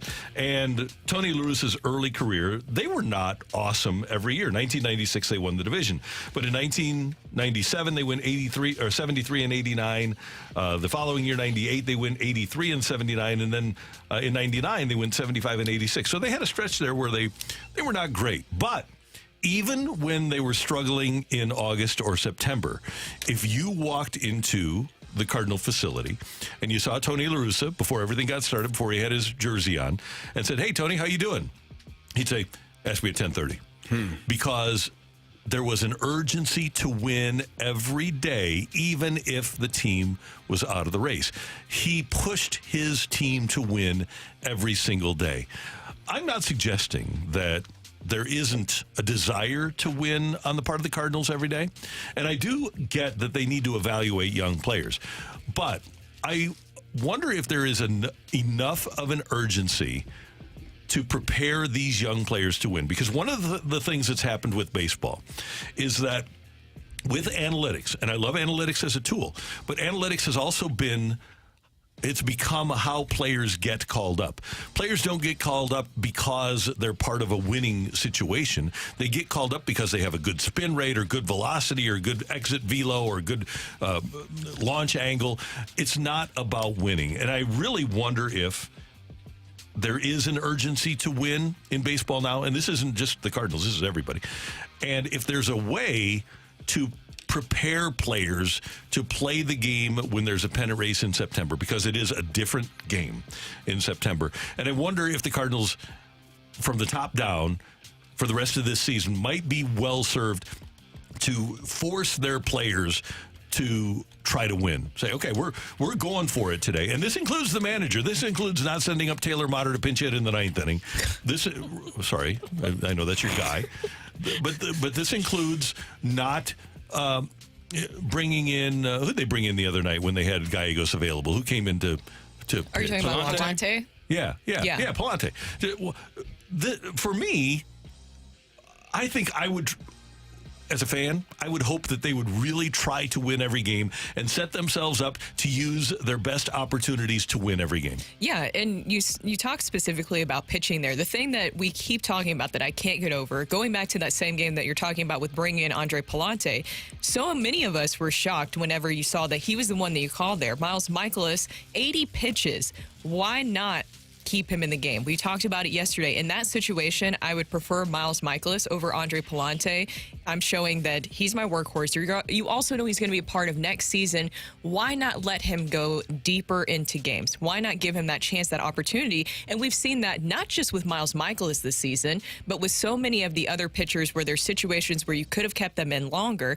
And that's the thing that just kind of throws me off, is that when you say that you are still going to look to win games in the second half of the season, despite how this team is and where they are in the standings, you say that you still are looking to win games, but then you make certain moves like that. It's hard for me to fully believe. And of course, you're going to try to win, but those moves don't look like winning moves where you are trying to do that. Well, I think we talked about this last season with the Blues, whether the front office and the players were on the same page in terms of, we don't want to win, but the players always want to win, because you don't know what next season holds. You don't know if you're going to be, some people know. Each team has guys that are going to be on the roster regardless of what happens next year. But you got a lot of guys that may be looking for a solidified spot on a roster, or may be out if they don't perform well down the stretch. So for the players, the most important thing is to perform well every opportunity that they get. And if that's not their mindset, if they're not going out there taking care of their business, Jordan Walker has been struggling, had a good game last night, but I don't think he's solidified in being the starting right fielder if he doesn't go out and prove it every single day. So you have to go out there and do your job in order to keep that job, especially when you're a younger player. And that's something that even though Oli Marmol is clearly a player's manager and a guy that they like, but you can demand excellence and still be a player's manager. And that's all I'm asking for. If I were in their situation, and I'm not, but if I were on the baseball side of that organization, I would hate the idea of the postmortem of this season being the 2023 Cardinals were the worst since. I would rather take a shot at trying to get within 10 games, 5 games of 500, maybe have that. What did I say that Tony's 99 was? Try to win 75 games. Don't win 60 games. Don't win 66. They just got to 50. Try to, as Chris Carpenter said in 2011, just don't embarrass yourself. Don't be the worst since. And I think the best way to do that is for Oli to go in and say, look, guys, I'm going to do everything I can to help us win games. Just go for it. Just do everything you can to win games. And CD, you're right. But I think sometimes because of what's happened with trading your veteran players might get the idea that, okay, from an organizational standpoint, we aren't trying as hard as we can. I think the players need to hear that we're still trying to win games here. It's your job. It's it's work. It's how you get paid, and you have to perform well if you want to get paid top dollar at some point. And so for those younger guys, those pitchers that are getting those opportunities, they have to be dialed in. Zach Thompson, Liberatore, Dakota Hudson, those guys are getting an opportunity. Walker. Jordan Walker, they're getting an opportunity. Nolan Gorman, even though he's starting to prove himself to be an everyday player, you still got to go out there and show it every single time. So when you're a young player, Lars Nootbaar, younger players have a lot to continue to show down the stretch because nothing is guaranteed going forward. No, and it is very interesting the situation they're in because it has felt like all season that this group hasn't exactly played as a group. How many times have we seen where maybe the offense was going, but then the pitching wasn't? The pitching gets going, and the offense isn't. It has felt like all season that it was more individual performances this time rather than that team aspect. We kept talking about how they're missing an identity. It just felt like they never came together as a group. And so when, Randy, you're talking about the emphasis on winning and championships, that requires that team mentality. How do they get back to that? Because maybe some of these log jams where you had so many different players moving around created some of that separation where it was guys more worried about individual performances rather than working together what they need to do individually as a team to win. It just felt like that never connected this season. And I think it's probably got to be difficult to explain to a player, okay, here's how you got here, but now we're actually trying to win games. Yes, and this is what we need from you to win this game, to help this team. Right. So, and that's why I was just so impressed last night with Alec Burleson hitting a ground ball to the first baseman with a runner at third, because you just don't see that. No. You're normally a guy, a runner at third, I'm swinging for the fences. I don't care if I strike out. So I liked seeing that, and I wish that were a situation and a belief that permeated the clubhouse. But we talked about that before, that guys don't do that because that doesn't help their numbers in the long run. But the thing that I've always said to people, winning games gets everybody paid because now you get more opportunities. You get more at-bats when you win, when you score more runs. So I understand what the agents are telling you. The hell with hitting that ball to the right side. Hit it out of the park if you can. But winning games helps everybody.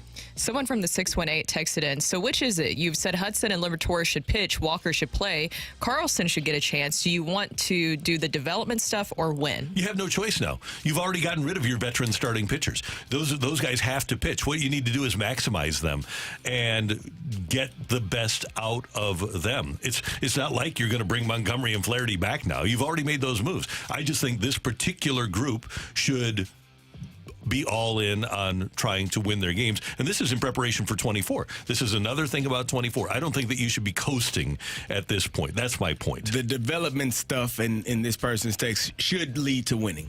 Has to be. It has to be both. Yeah. You have to develop those guys, and those guys have to learn how to win in the process. And I think it is easy when the organization does bail at the trade deadline for players to say, okay, well, we're bailing this year. We're coasting. I just think the manager needs to say, no, we aren't coasting. We're still going to try. We're professionals, and we're going to try to win games. You have to find a way of making sure that you are getting a good look at a lot of these young guys, these people who are trying to prove their opportunity for next season, while also somehow figuring out to bring back that team mentality with this group. Right. That is your Fresh Take here on 101 ESPN. Coming up, we've got a bird watch for you. Stick around.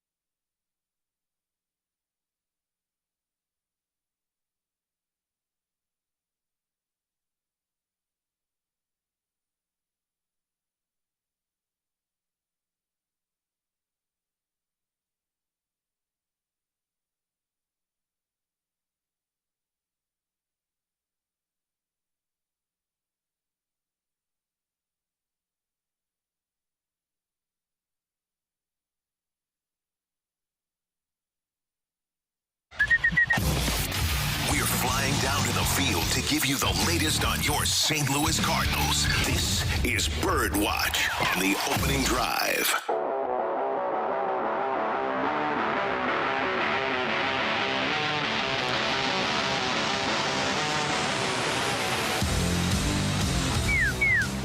I got a bird watch for you.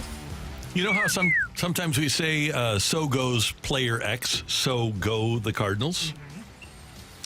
This year, Nolan Gorman, in wins for the Cardinals, has a 393 on base, 734 slug, and a 1.128 OPS. He has 18 homers and 55 RBIs. That's Nolan Gorman in wins, okay?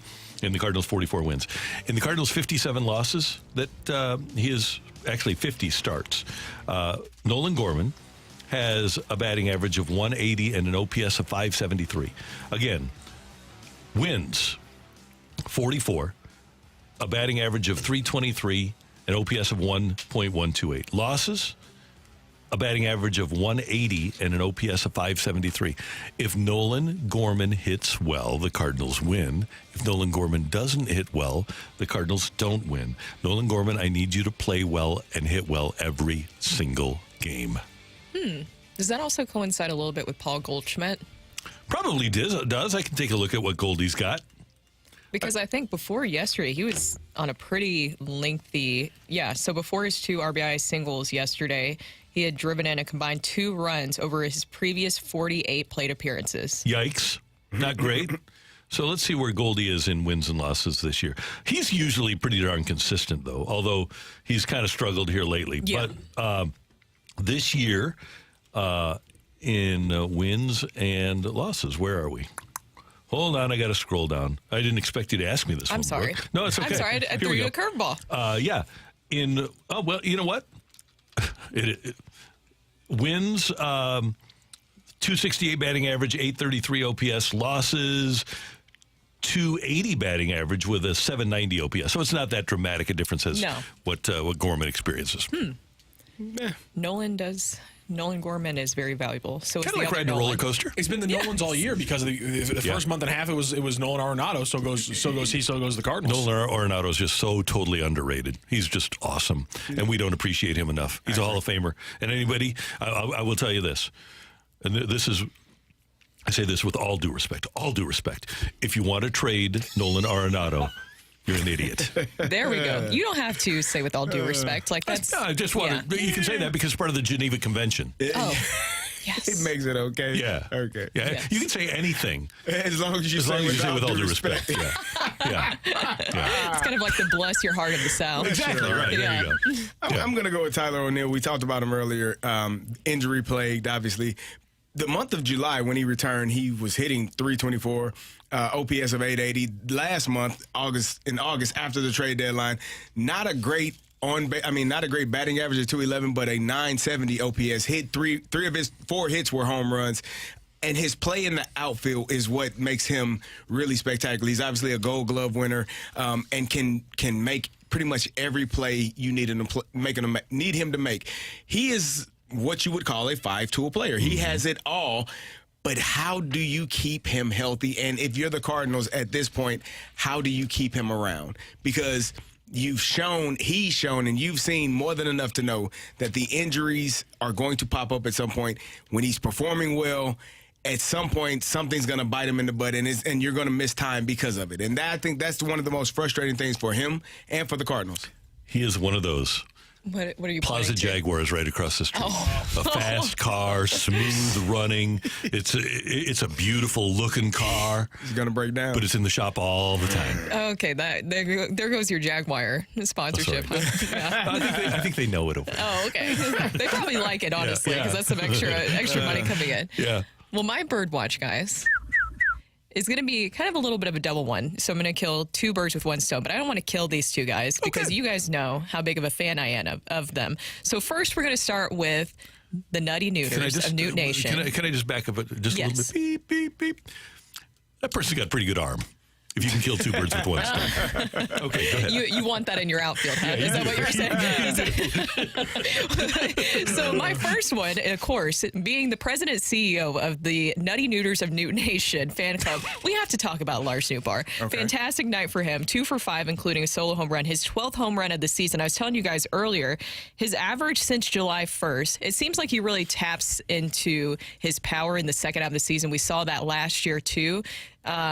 His average since July 1st, 315, 8 home runs since then, 2, 15 RBI since then, 2, and only 4 home runs prior to that date.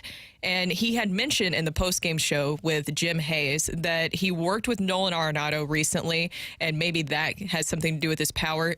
I don't know. It's very exciting. I hope that Lars Nootbaar continues to have a great second half of the season, and maybe next season he can work on putting that together a little bit earlier, because that is a trend the past 2 seasons of where he doesn't tap into that power until the second half. Right. And maybe the World Baseball Classic has something to do with that. I don't know. I just like saying that. No, I guys. think it might have. Yeah, I just 'cause like he wasn't saying with that. Arenado. Of course not. And then for my... With Shohei. Yes. No. Why didn't he work with Shohei? That's a great person to learn from, huh? Yeah. My second one will have to be Luke and Baker. This is what he did last night, guys. Garcia factored as prominently as anybody. As the 1-2, Baker sends this ball high and arcing out to left center field. It is deep, and it is number 32 for Luke and Baker. Off of the bricks of the second level of Diamond View 2. And Luke and Baker extends his minor league home run lead. 32nd for Baker, and it's 7-0 Memphis. 32nd home run of the season for Luke and Baker. He is now 4 home runs away from tying the Memphis Redbirds single season home run record. So well, at least that's why they can't bring him up, bro. He's got to get. he's got to get that record. That's why you're right, C. That's why they can't bring him up. He has to get that record. Yeah, so we won't see him until after that. So maybe September. I don't know. I do hope that he will be a part of that group that Mozeliak mentioned that they could be bringing up in September to give him a good look. But he's doing all the right things right now. Why not just give him a shot? Brooke, there is a Hall of Famer, played from 1908 to 1922. Played for the A's. His name is Home Run Baker. So I suggest to you, Cardinal Nation, that we rename one Luken Baker Home Run Baker. It's been over 100 years since we had one. Somebody texted in. Somebody texted in from the 314. The next Patrick Wisdom. I keep seeing this on social media Better that than maybe Patrick his comp will be that. Better than Patty Smarts. Okay.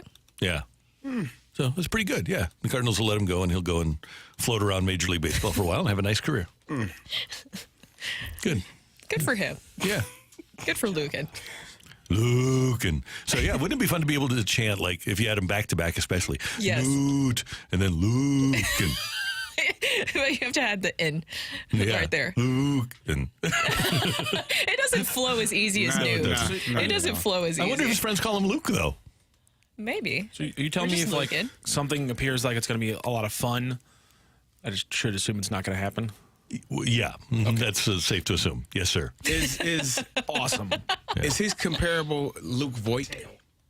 That's a great comp. Ooh. That's who I think he you know, not stellar, but solid first baseman. And I don't think Luke Voigt was as prolific in the minors as this. He was never going to threaten any home run records. But I think in terms of the way that the Cardinals expect them to turn out, probably a good comp. And Luke Voigt had a nice run there. And he might even wind up back with the Yankees. So I think that's a great comp. Good call. That is your Birdwatch here on 101 ESPN. We need a fighter for the fight coming up in just a few minutes. Text in to the Air Comfort Service text line, 314-399-9646, 314-399-YO-HO, with your name and the word fight, and maybe Matthew will pick you for the fight next here on 101 ESPN.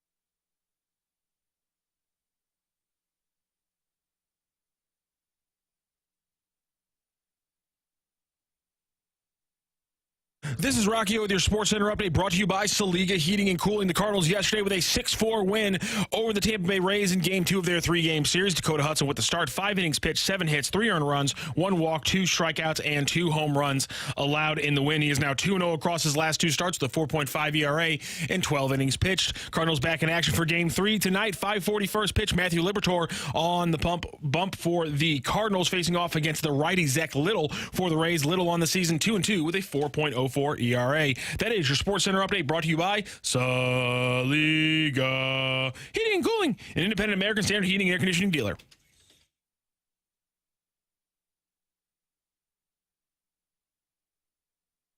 Welcome to the fight. In the red corner, Average Joe Listener.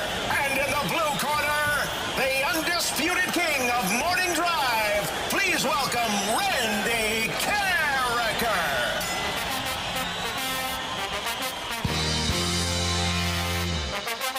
Welcome back to the opening drive. I'm Kerry Davis, joined by Brooke Grimsley, and it is time for the fight. And our fighter today is Joe. Joe, how you doing? Good. How are you guys?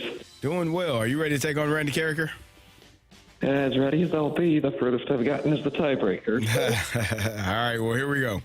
Which unlikely player is the only running back in Super Bowl history to cross the 200-yard mark in a Super Bowl? Is it Clarence Davis, Michael Pittman, or Timmy Smith?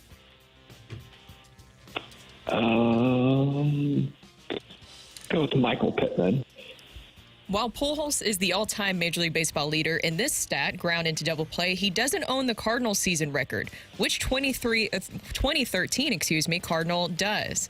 Is it Yadier Molina, Matt Holliday, or John Jay? Well, based off of speed alone, I'll go with Yachty.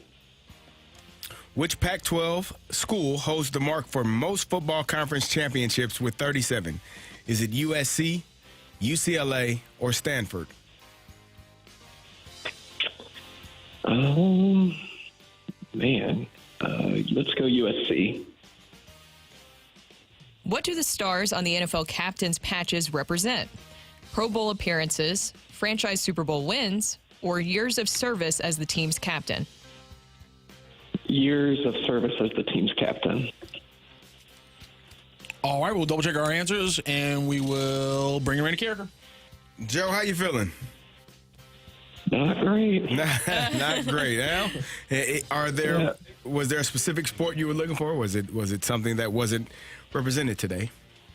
Baseball usually, and then you know how it goes. It's a lot easier in the car. My dad and I text each other every day. Always old. So. Well, you let your dad know we said hello, and hopefully you can beat Randy Carricker and have something to brag about. Let's hope. Randy, say hello to Joe. Joe, good morning. How you doing? Good. Thanks for listening. Thanks for playing, Randy. Thank you for listening. Thanks for playing. I appreciate that, Joe. Thanks. By the way, for those that didn't see in the first hour, because we're kind of anxious about what's going on with the Cardinals and everything. So Archie made his appearance this morning, the emotional support chicken. So we appreciate everybody just adhering to the rules of the show that we have to have this emotional support chicken when our Cardinals are 15 games under 500. Been pretty bad. Yep. All right, Randy, you ready? Ready. Which unlikely player is the only running back in Super Bowl history to cross the 200-yard mark in a Super Bowl?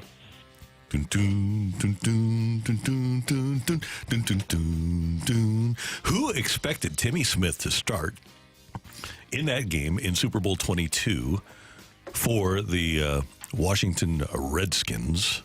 That was the Doug Williams game, by the way.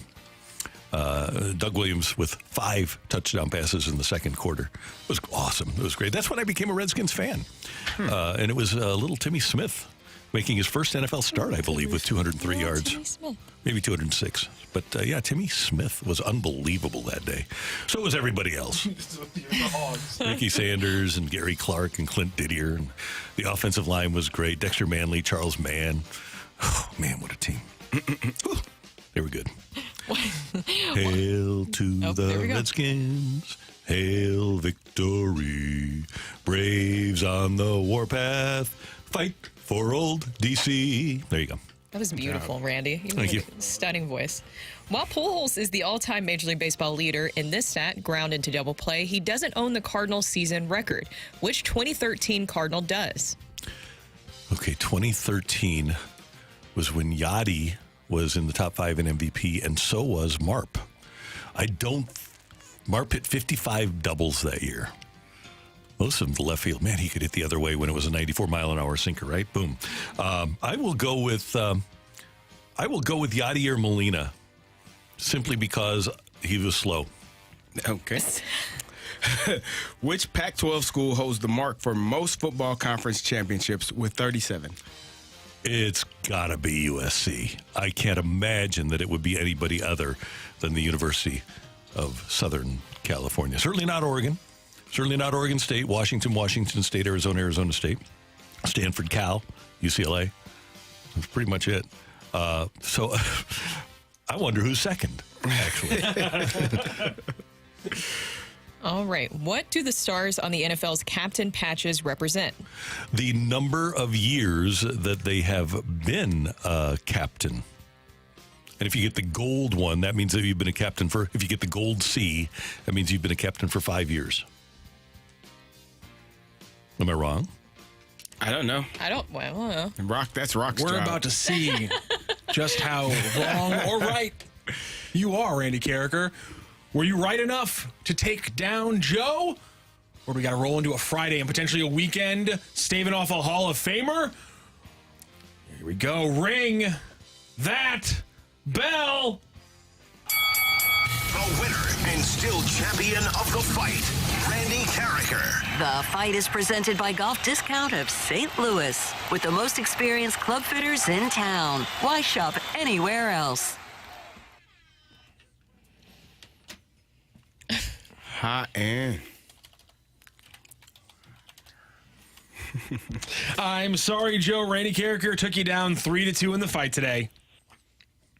Yeah, that was a tough one, but I did what I could. There you go. Thank you very much. You did a great job, We Joe. appreciate you being a part of it. Let's go to number one. Which unlikely player is the only running back in Super Bowl history to cross the 200-yard mark? It was, in fact, Timmy Smith with 204, and I honestly think this answer should just be like me having to list the 5 players on the Hogs because you could have driven a truck through the holes he was opening up in that game. Jeff Bostic at center, and then you had Grimm and Schlereth at the guards. And at that point, you had Mark May and Joe Jacoby as your tackles.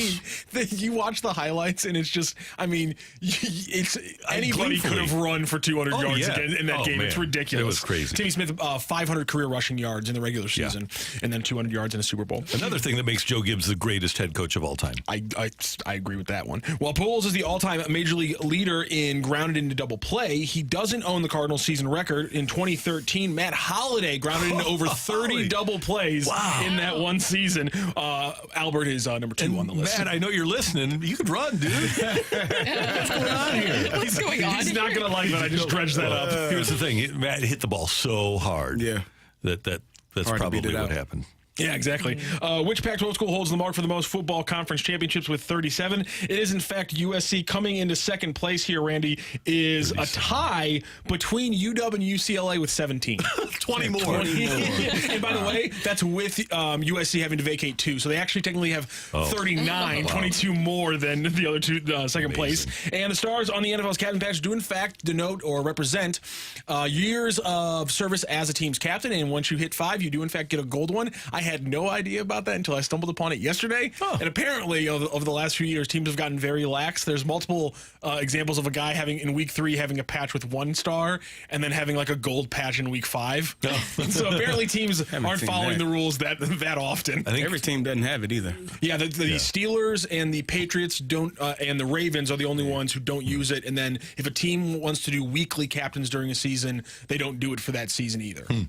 Travis Kelce is very, very proud of having the gold C on his jersey, especially with Mahomes there. I get it.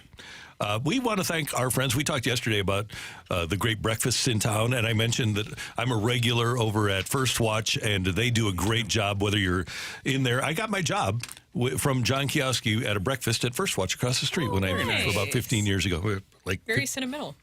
Yeah, you know what? It felt like 15 years ago, like in a couple of weeks.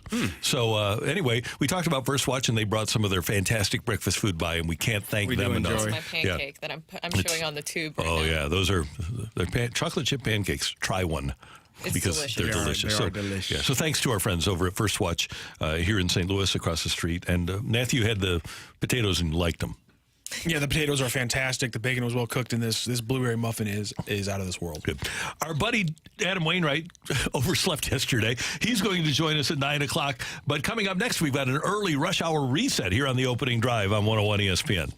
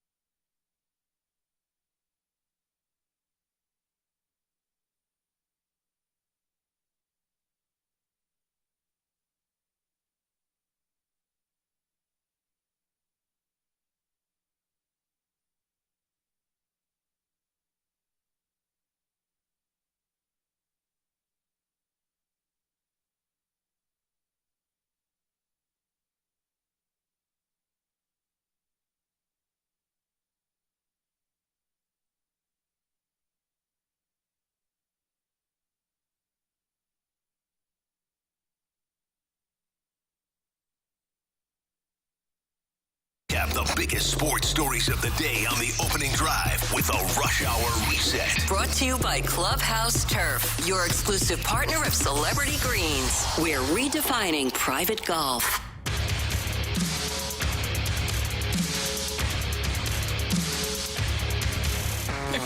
Dakota Hudson, 5 innings last night. He allowed 3 runs on 7 hits, struck out 2, and walked 1. And then the bullpen came on. Only Drew Verhagen allowed a run, and the Cardinals took care what's his name? Of Chris Vanderhaar. Okay, thank you. Yes. He's quickly getting back to that stage where he's kind of forgettable. You just made CD choke on his coffee. He's a swell fella. Oh, man. Oh, no. Cardinals over the Rays 6-4. The Cardinals able to manufacture some runs, but they were able to go yard as well. Dude, he's not going to offer it that. High fly ball, tomahawk toward right at the track and wall. It is gone. Nootbaar with a leadoff homer extends the lead. Chip with the call on Bally Sports. We get this text from the 314. No, it's the 618. To the chairman, president, vice president, treasurer, founder of Newt Nation, and obviously the person who is the one who guides the Nutty Neuters of Newt Nation. Yes. And it says, Brooke, I love you, and I'm a fan of Lars Nootbaar, but the name Nutty Neuters of Newt Nation makes me cringe every time I hear it. You do know what neuter means, right? What? Now, Brooke is from Nashville. Oh. And Brooke is you Googled it. She's a delicate flower. I am a dainty little flower, and I have to tell you, I did look it up, and my great heavens, I had no idea what that meant. I never ever meant to say that, but I do have one thing to say. Get neutered. The Nutty Neuters of Newt Nation, neutering the competition. Oh, man. I didn't know what it meant, and this is a very sweet. I love you too, and it gave us a good chuckle, as you could tell. Vulgarity. It's so such vulgar. Oh, I never as a dainty little. Never meant to say that. The Cardinals will be back in action tonight as they'll wrap up the series in Tampa. And our Redbirds are going to pitch Matthew Liberatore, the former Rays farmhand, and he will try to, well, he better get out Randy Rosarena. That's all I got to say. That's all. If nothing else. Yeah, just get him out. 4 golden sombrero. Strike up all 4 times. No hits. Just strike him out. Yeah. And he'll be opposed by Zach Littell, no relation to former Cardinal Mark Littell. And Littell 2-2 with a 4.04 for the Rays this season. Also, last night in MLB, there was a no-hitter by Michael Lorenzen, who was traded to Philadelphia last week at the deadline. Michael Lorenzen with a spectacular outing, and credit to him, as he obviously goes all the way. Well, I guess it's not that obvious these days. He walked 4 and struck out 5, and his manager, Rob Thompson, was asked about the decision to bring Lorenzen back out to try for the no-hitter in the 9th. After the 7th, I went down the tunnel, and I asked him, how are you doing? And he said, because he was at 100 pitches after the 7th. And he said, I'm good. And I asked him, are you strong? And he said, I'm strong. I'm good. I said, all right, I'm giving you 20 pitches. And that's it. So I said, you better get quick outs. And he did. He said, I will. And he did. So it was great. Fantastic moment. Great game. He was him and JT just linked up perfectly. It was just a great night. Okay, so he threw 124 pitches. But, guys, there's no way that Michael Lorenzen, in his second start with Phillies, no way that he linked up great with JT Realmuto, their catcher. They because just met. They haven't had time. Yeah, you need an entire spring training to get on the same track, on the same page. Sometimes even longer. Yeah, mid-season at least. Like, spring training, first few months of the season before pitchers and catchers really, that cohesiveness is there. Yeah. They don't get time to gel when they don't. I don't know how that worked. I don't it's either. Amazing. That's crazy. Yeah, There's got no some way. Secret sauces in other cities. Something in the water there. But don't you love that trust, though? He walks down the tunnel. He says, okay, how you feeling? Good. Are you strong? Yes. Okay, you're at 100 pitches. You got 120. You got 20 more. Wouldn't it be great on a regular basis to see the manager have that level of trust in the starting pitcher who's capable, not guys that are incapable. Let's localize this because we're in local radio. Wouldn't it have been cool to see Ollie Marmol try that with Jordan Montgomery a time or two? Yes. yes, and yes. Yeah. So it's good for Michael Lorenzen and good for the Phillies, who, by the way, are going to make the playoffs again. And they've got a big three. Now you've got Wheeler, you've got Nola, you've got Lorenzen, you've got Bryce Harper back. You've got a pretty good offense. They could find themselves in the World Series again this year. Well, and you were talking about earlier, you liked watching other teams to see what they're doing right so that you could take notes and be like, Cardinals, look at these notes that I've made of what I've observed from these other teams. You talk about that big three, just even having that 1 and 2, that two-headed monster just really sets the tone for things. I think if there's one thing I look at with these other teams, it's how much starting pitching really does set the tone for the rest of the team. Do you feel like the Cardinals had to go through this season, this process, like the way that they lost in the playoffs last year, the way that this entire season, do you feel like this had to happen in this manner to hopefully reset some things within the organization? And do you think it will? Yes, and here's the thing, because what they have to do is not count on injured guys. They thought that didn't Mo say during the offseason? Easy idea. Mo said that he had as much faith in Jack Flaherty coming into the season as he had ever had. And Flaherty was no longer a number one, probably will never be a number one ever again. And if a guy has a shoulder injury, you shouldn't count on him as number one. By the way, I didn't even mention Taijuan Walker for Philly. He's for 13-4 with a 3.98. So their pitching staff is going to be just fine. One other note, and this came out this morning as we head down the stretch, because we're going to talk to Waino at the top of the hour, but there's a report out that Phil Mickelson bet more than $1 billion on football, basketball, and baseball over the last 3 decades. He even allegedly attempted to place $400,000 bet on Team USA in the 2012 Ryder Cup, in which he participated. That's according to an upcoming book by renowned professional gambler Billy Walters. $1 billion. That's not illegal for him to bet on himself? I don't know if golfers are not allowed to or not. You would think that the Department of Justice might look unkindly about it, but he did bet on his team.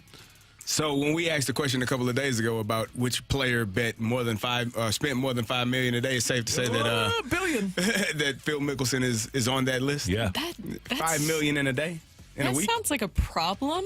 Right. It is. But who am I to judge? Listen to this. Citing betting records and 2 very reliable sources, Walters, he's the professional gambler, Billy Walters, writes that from 2010 to 2014, Mickelson made 858 bets of $220,000 and 1,115 bets of $110,000. He estimates Mickelson endured losses of approximately $100 million while betting more than $1 billion over the last 30 years. That's insane. $100 million lost. That's insane. No wonder he's in live. Can gamble away more of them. And to his credit, Walters says, the only other person I know who surpassed that kind of volume is me. That's Walters speaking. Wow. So congratulations to Phil on setting that record. I don't know if you say congratulations. He's married, right? He's got a family. Oh, yeah. What is when your wife reads that report, like how does that go? When you walk into the house and she's standing there like, what the hell is this? It's a great question. What the hell is this? How much, Phil? How much? The hell is this? I didn't get to play this a few days ago, but stay tuned for Rock and Roll at the end of the show. I have a piece of audio that just shows how much of a betting degen Phil really is from last week that I didn't get to play in Rock and Roll. We'll play it again today. It's absolutely hilarious. Wow. I would not want to be sitting there for that conversation. Well, and then he tried to make up for it. Well, I did sign with Liv, so that helps. He sold everything we sold and everything. Yeah. That, no wonder. Now it all makes sense. It all makes sense. In 2021, the Detroit News had revealed that Mickelson had been linked in court documents to an alleged mob bookie in a 2007 trial. This keeps getting better and better. Yeah, not charged in either case, but stories of his gambling have surfaced throughout his golf career, where he's made $96.6 million, but lost $100 million in gambling. I need the documentary now. Yeah. No doubt about it. Yeah, with his wife at the end sitting him down. When he walks in the house. What the hell is this? There's your Rush Hour Reset here on 101 ESPN. Coming up, we're going to have a special Thursday edition of Wednesdays with Waino here on 101 ESPN. And Matthew, by the way, has his fingers crossed. Just in case we all need to do that. Let's hope Adam is awake on 101 ESPN.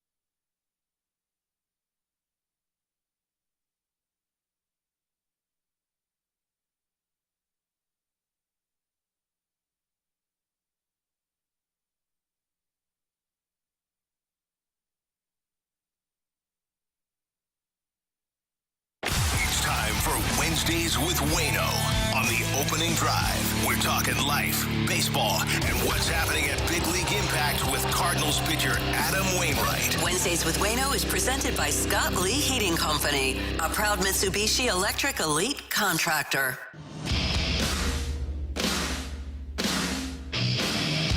Grimsley and Super Bowl champ Kerry Davis. I'm Randy Carricker. It's a special Thursday edition of Wednesdays with Waino. Adam Wainwright, Cardinal pitcher, founder of Big League Impact, joins us here on 101 ESPN. Good morning, sir. How are you? Morning, guys. Welcome to Thursdays with Waino. So I was absolutely convinced yesterday that you were out on one of the fine courses in the Tampa Bay area and having the round of your life. You said, hey, I, these guys can talk. They do it for a living. But you actually, and you often tell us this is a show, Wednesdays with Waino, that should be in the afternoon. Man, it needs to be at like 11:30 for baseball players. For baseball players. So I'll tell you, this last week we had some of our best friends come in town, stay with us at the house, and stayed up each night till 3:00 in the morning and playing board games. And our kids love playing with each other, and we love being with each other, and we just stayed up every night. And then once the week starts, my little guy's got to be up at about 7:30 or 7:45 to get to school. And man, I had a week. You need a week like that every now and then just to kind of. It's just fun, just for living. But man, I was exhausted when we got here. Well, we're glad you got some extra rest. Yeah, my kids had to go home. I got 2 in high school now. They started on Tuesday. Amazing. And so I flew home on the off day to be with them. But, I got up again at 7 to get them to school. And then I flew here for that next day. And, man, when I got in this king-size bed and all by myself with this cold hotel room with these curtains closed, I didn't even think about setting a clock because I've been waking up at 7 every day. And I woke up at 10:45, and I went, oh, man. Whoops, my bad. So, long story short, no excuses here. That was my fault. But like I said, welcome to Thursdays with Waino. You bet. Hey, I got to ask you this. Has it hit you like a ton of bricks that you have 2 high schoolers? It has hit me. I wouldn't say like a ton of bricks, but it has definitely hit me.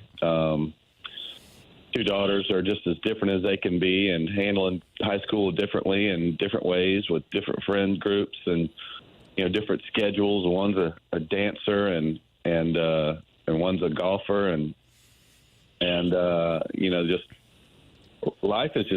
life's crazy, man. Life is crazy when you got 5 kids. And so I got a junior in high school, a freshman in high school. I got a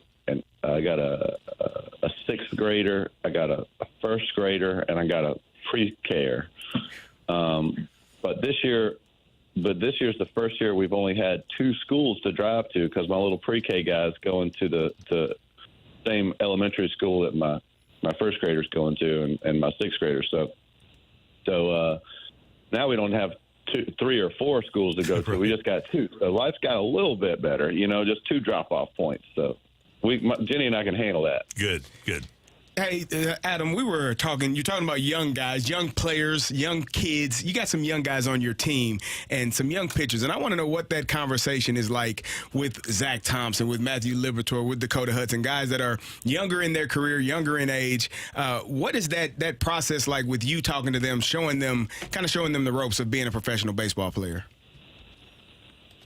Well, that's one of my favorite things about being an older guy on a team is passing all that knowledge and information and learned experience on to those younger guys. And they're still going to have to go through things themselves to learn really well, but you can kind of steer them on the right path in many different ways. And then the other fun thing is sitting there and just having them throw questions at you, which I feel like they do a really good job of. And I feel like that's an important part of a veteran's role on a team, especially especially in this Cardinals organization since I've been here, been such an important factor of learning how we do it here, what we do, why we do it, and the reason we do it. And this is the reason it didn't work when we tried a different way. And this is why we've had such a good history throughout our organization for so long, actually, because there's just been that great pass it down tradition, and guys have always paid it forward. Guys have always taken time to teach the next guy. You know, you just can't be a selfish, all for myself kind of player in this game if you want to be a good team organization for a long time. You have to pour into other guys, because here's what I've learned: the best leaders in the world exist to replace themselves. There needs to be guys coming up that take that baton from you right when you hand it off, and hit the ground running like there's no dead time. So, you know, unfortunately, we had a pretty tough start to this year, but it's just not over yet. You know, so I won't be quitting until it's over.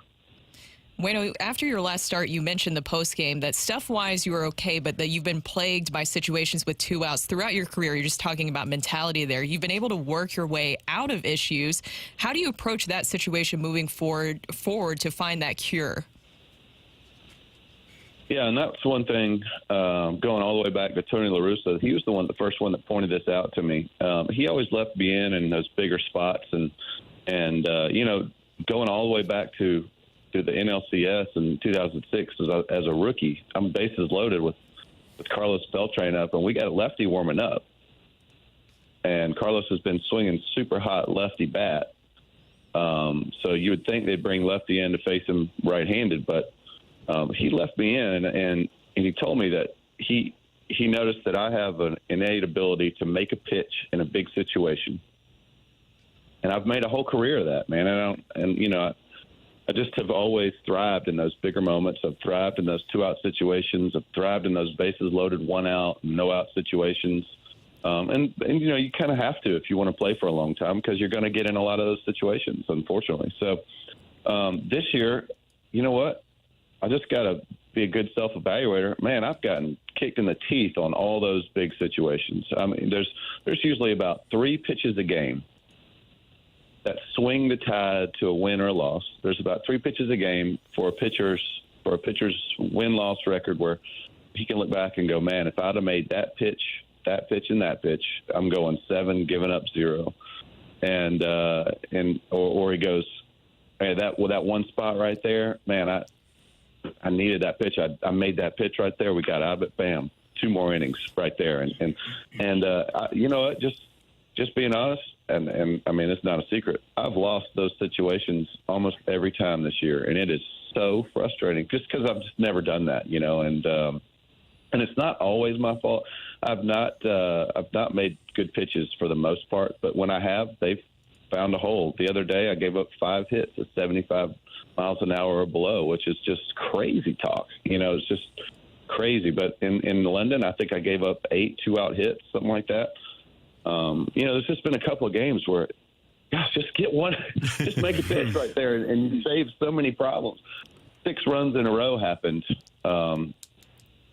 one night because I just didn't get an out with 2 outs, and man, you know, that's just what it costs. That's pitching for you right there, you know, and I just need to do a better job of that.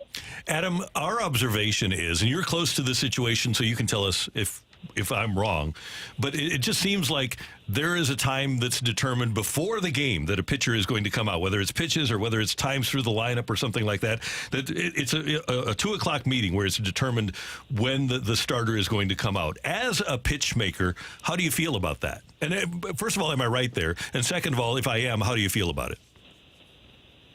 Well, I don't know if it's exactly like that, but I can tell you that you look at our manager, Ollie, and Dusty Blake, they sit down and they have these pregame meetings where they go over potential situations, like you're saying, at 2 o'clock. They go over these potential situations, things that might happen at the end of the game, and they go over who they can use and who's available in the bullpen and all that. And that's full training trainers in the training room in to let them know who's available and who's not available and those kinds of things. There's a lot of preparation that goes into it, but they have to be ready for any situation going on, because especially now with the pitch clock. It's just not a whole lot of time to draw it out. So they definitely go over these situations. But I will tell you, in talking with Ollie, and I know that that's a fact, what I just said, but in talking with Ollie, that every day is different.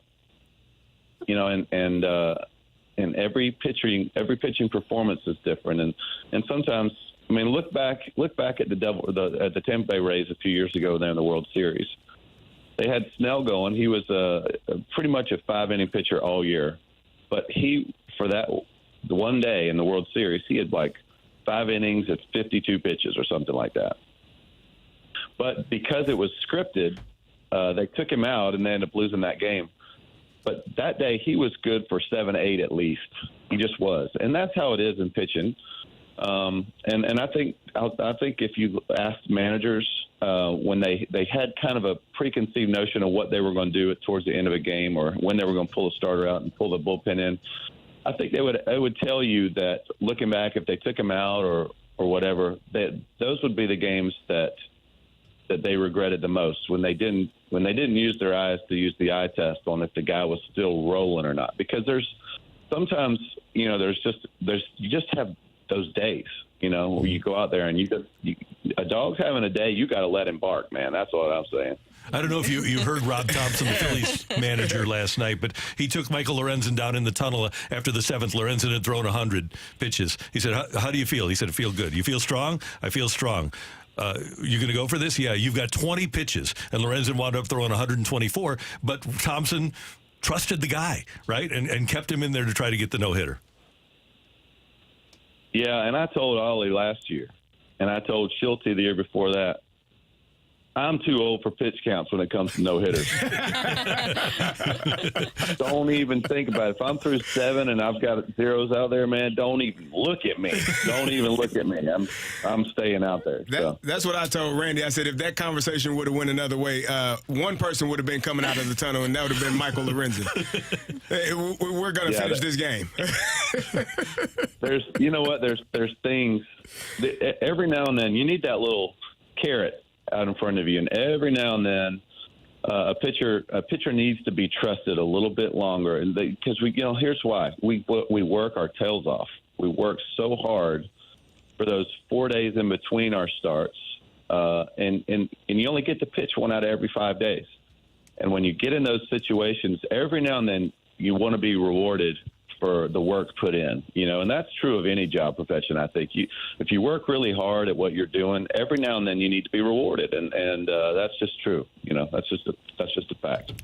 Waino, I also wanted to ask you about the scavenger hunt. I saw that was relaunched.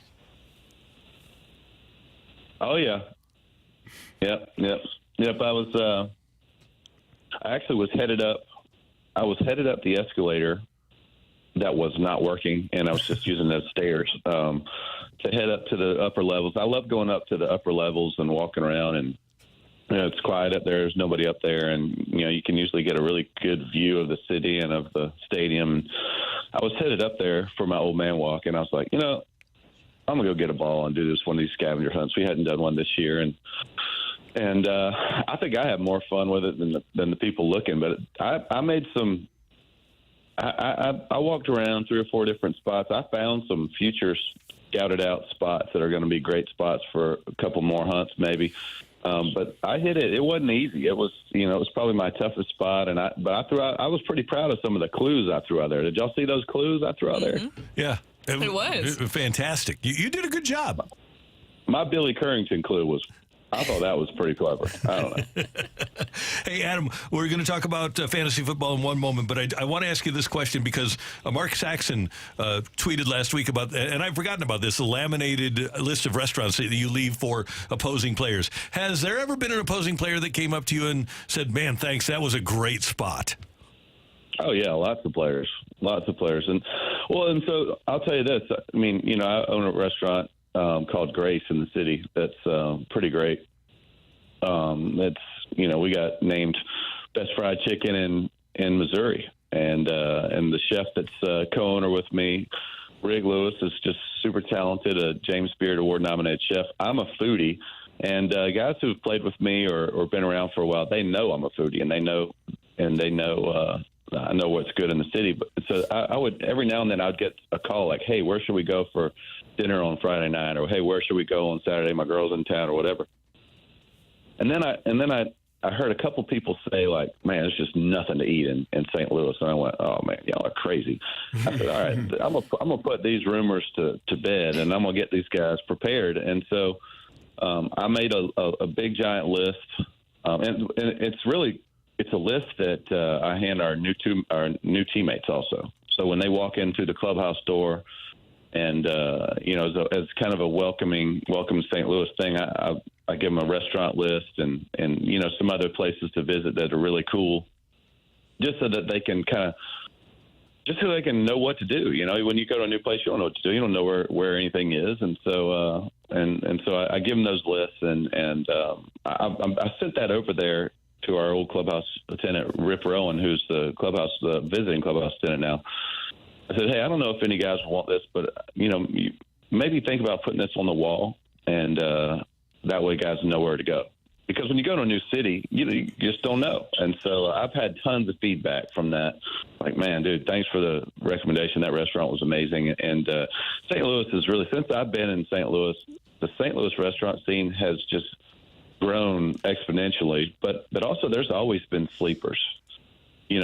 There's always been sleepers that have been great restaurants that people just didn't know about. I remember Brandon Phillips, when he came into town, he's like, "Man, everything in that city sucks except for Pappy's Ribs." And I was like, "Well, Pappy's Ribs are delicious, but there are so many great restaurants that I need to tell you about." So I just think it's good.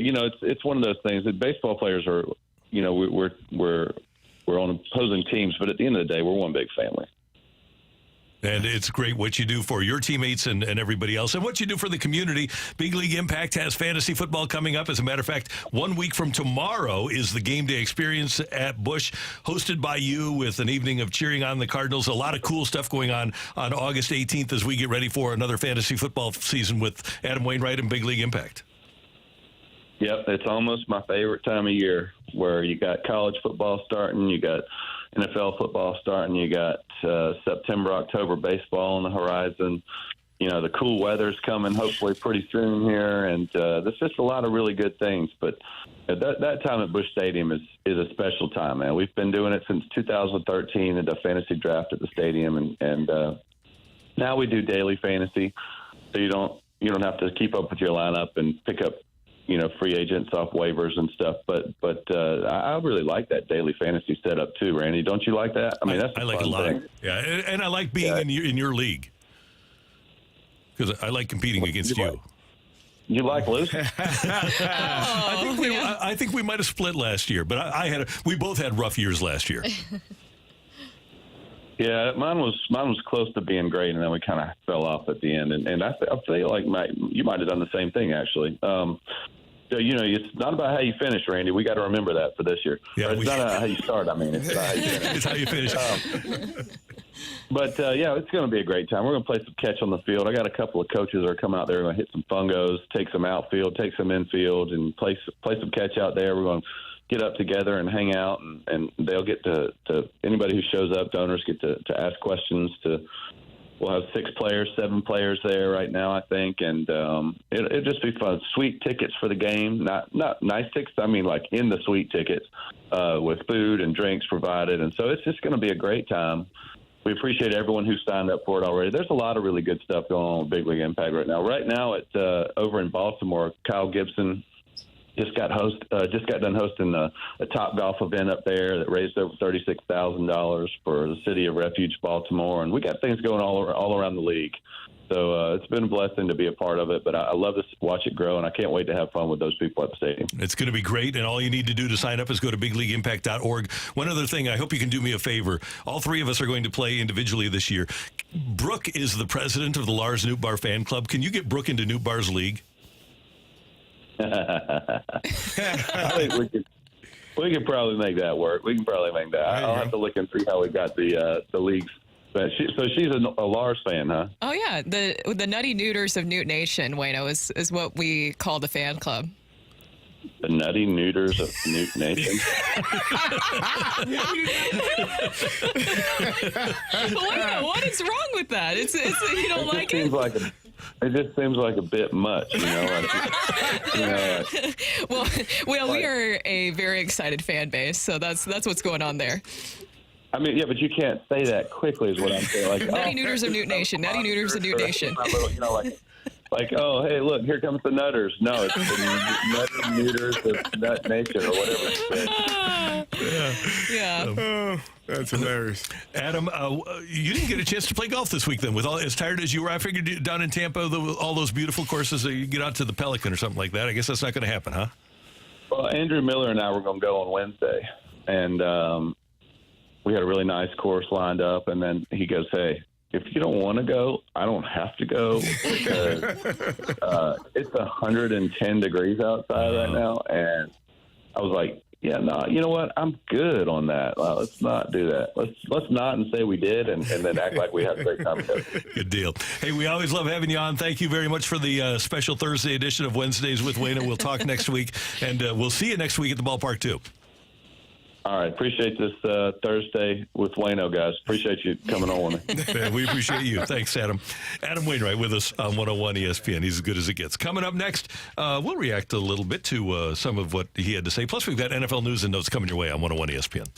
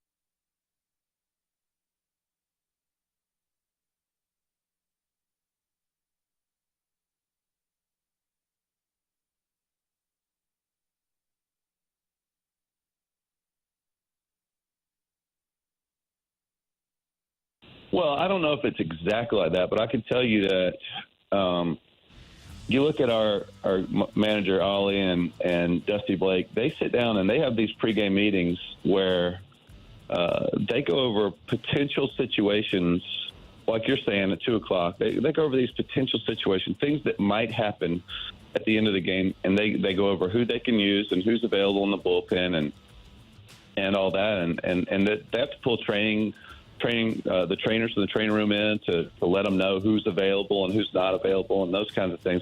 There's a lot of preparation that goes into it, but they have to be ready for any situation going on, because especially now with the pitch clock, it's just not a whole lot of time. That's Adam Wainwright, who, by the way, did refer to the word scripted when he talked about the Rays in the World Series back in 2020 when they took Blake Snell out of that World Series game against the Dodgers. And that's what my perception is. And my perception really hasn't changed that much after that answer. That a situation like many times with Jordan Montgomery, or the other night, maybe a better example, because it's more recent, is the situation with Miles Michaelis. That situation in taking him out after 80 pitches was scripted rather than something where they're saying, okay, how's he throwing? Let's take we've both looked at this. How's he throwing? Because he thought he was throwing well. They said he was throwing well. But it seems like maybe at 2 o'clock they determined, okay, if we get to this point in the game, we're bringing Andre Palante in.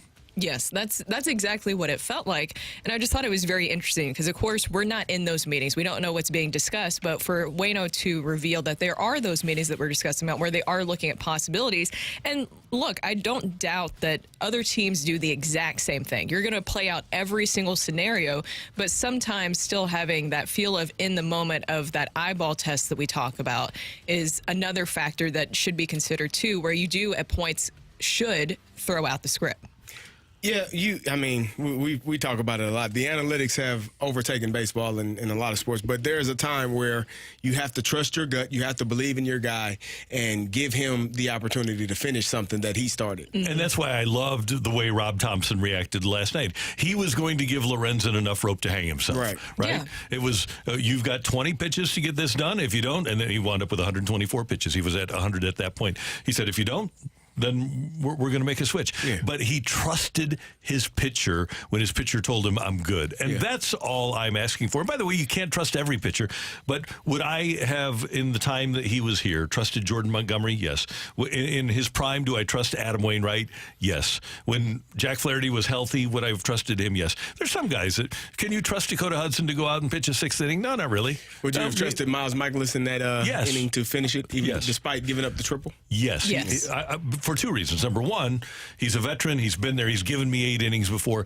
But the other thing was, and I think the biggest thing, that was his game. Mm-hmm. It was. He had put himself and the team in a position for it to be him to lose it or win it, not somebody else. It was his game to lose. And to me, the triple situation, that was something that Carlson should have had.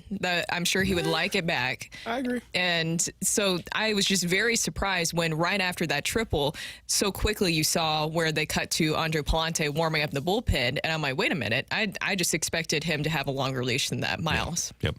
Coming up next year on 101 ESPN, we've got NFL news and notes.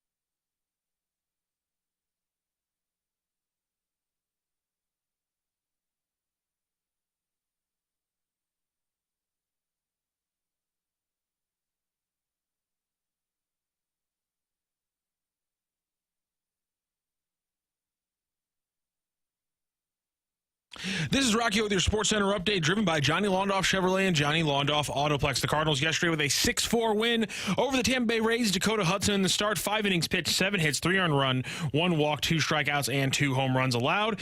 Cardinals back in action, 5:40 p.m. for Game 3. It'll be Matthew Liberatore, 1-4 on the season with a 6.93 ERA. He faces off against Zach Littell for the Tampa Bay Rays. He's 2-2 with a 4.04 ERA. In other baseball news, new Philly Michael Lorenzen became just the 3rd pitcher in the expansion era to throw a no-hitter after pitching for a different club earlier that season. That is your Sports Center update, driven by Johnny Londoff. Find your roads and shop 24/7 at londoff.com and londoffautoplex.com.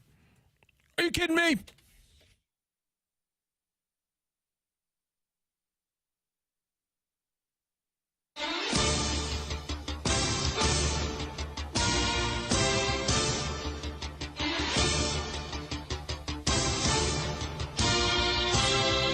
Time for some NFL news and notes. The Buffalo Bills could be on the hook for as much as $300 million in cost overruns on their new stadium. It was originally agreed to as a $1.4 billion facility. Reports came out yesterday that because of both work and materials costs, it could get up to $1.7 billion. It might wind up costing $1.9 billion, which would be $500 million extra in cost overruns that the Buffalo Bills would have to pay. The Bills did get money from the state and the city, $650 million that came out of the New York State education budget to help build the stadium. And then Buffalo also offered money to help build the stadium. That is so beyond frustrating, especially when you talk about taking away from public education. Can we stop taking away so much from public education? These teachers are going through so much where they're not getting a support from even their schools, their state sometimes, and even their own country. Public education should be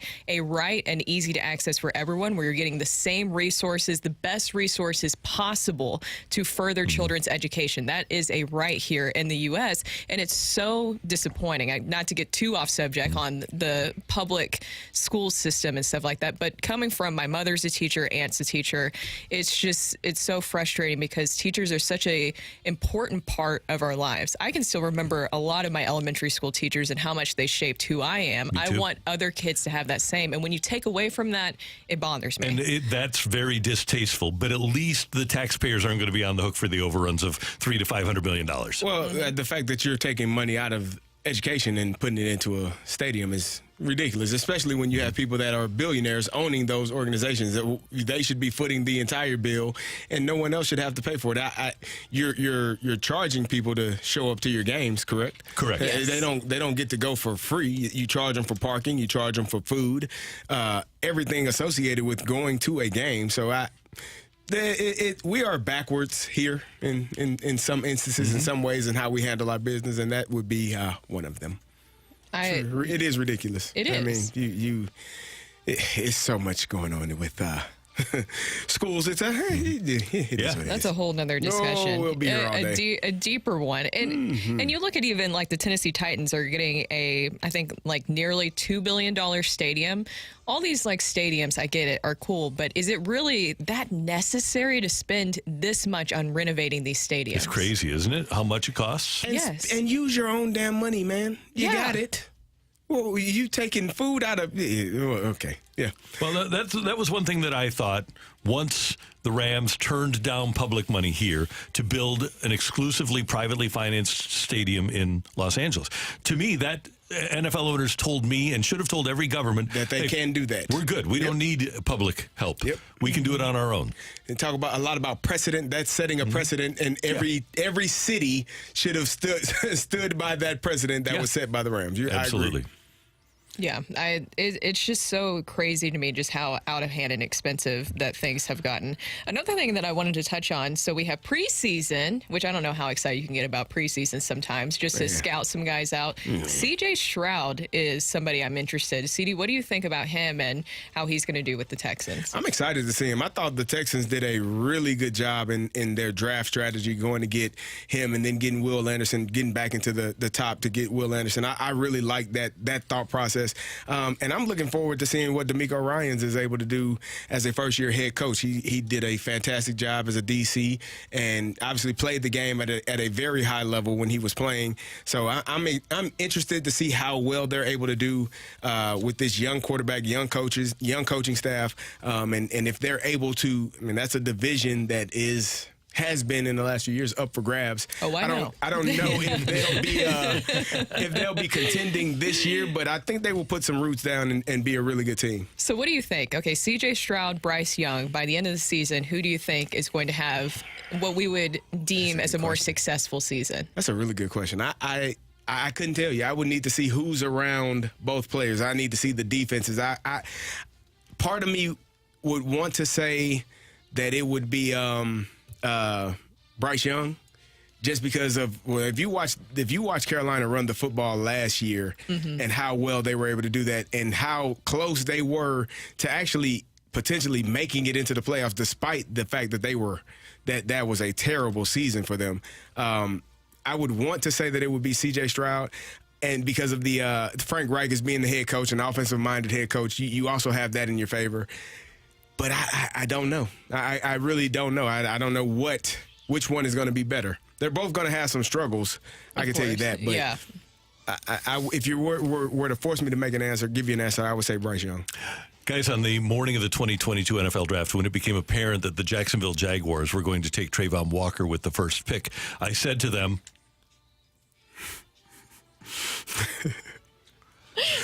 and last year's rookie Trayvon Walker had 3.5 sacks. Aiden Hutchinson of the Lions, who I thought they should have taken, had 9.5. Now Dan Campbell, Lions head coach, saying Aiden Hutchinson has taken it up a notch from last year, and he's even better. They took a guy, the Jaguars, we love him because Shad Khan, St. Louis guy, Jimmy Woodcock is a Jaguars guy. But here's the thing.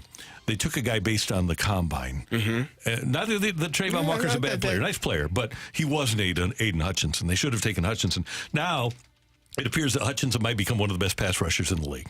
Aiden Hutchinson had a really good year last year as a rookie, and I truly expect them to be even better this year. That Lions team is a team that you should keep your eye on.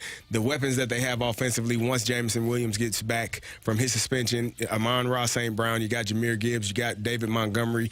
Jared Goff is a quarterback that we forget about. We just throw him to the wayside and say, he's just a guy. He actually took a team to the Super Bowl. They lost, but he was able to take a team to the Super Bowl. So offensively, they have a lot. And then defensively, like you said, you got Aiden Hutchinson, you got the secondary, C.J. Gardner-Johnson, who they added. They're going to be really good. So, again, Jaguars, when Aiden Hutchinson winds up with 16 sacks this Oh, my God. Swifty moment.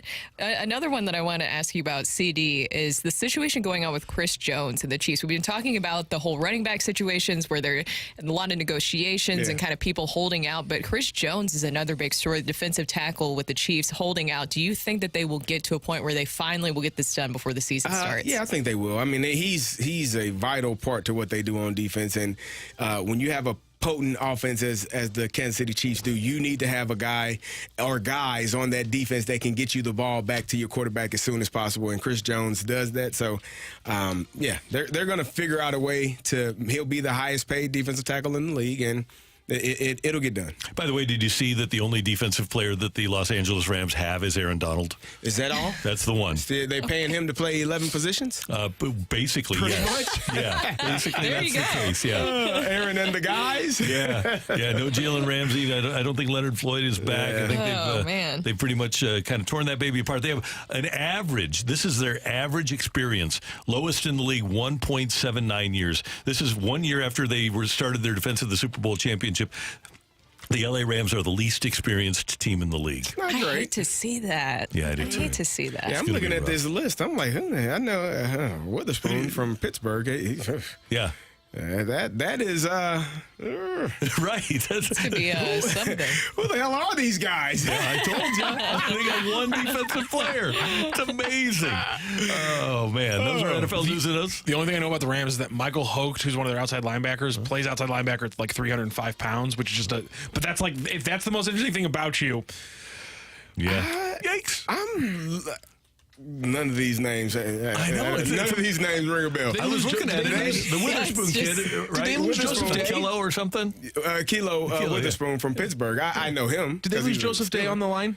Yeah, he's in Chargers now. Oh, okay. If you look at the depth chart, you go to our lads and you go to the depth chart and you see a lot of green on there. Those are rookies. Yeah. And their whole third team is rookies. That was the plan. Coming up next, we've got Rock and Roll on 101 ESPN.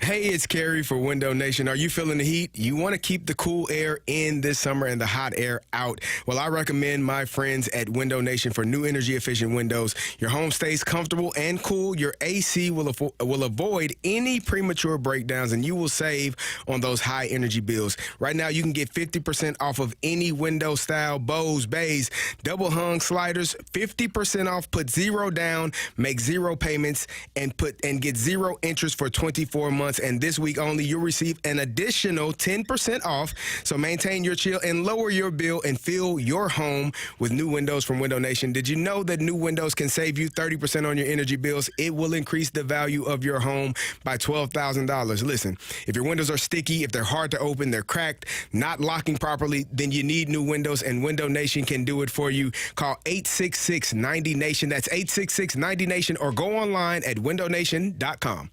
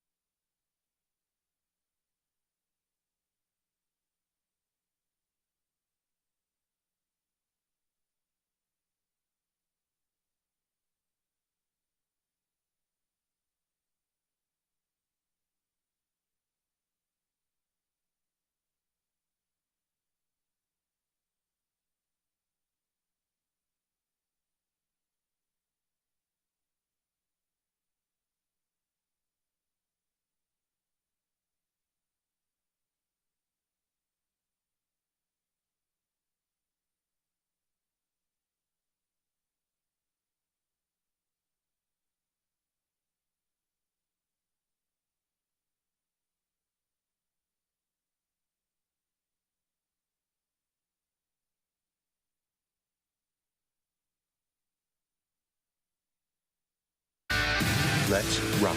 Let's rock today.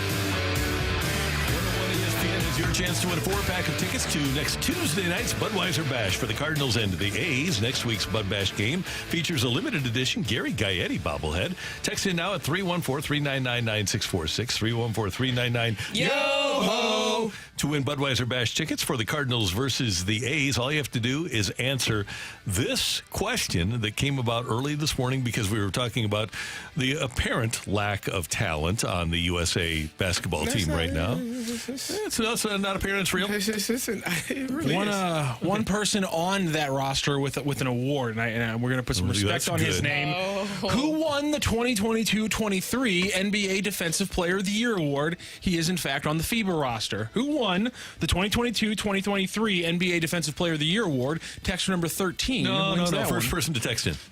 First person to text in and get it right. Tell me who it is. Yeah, first person to text in and get it right gets the Bud Bash tickets. Can you run down that list of players again for me? No, because it makes the trivia question way too easy. Hold on a second. We're waiting.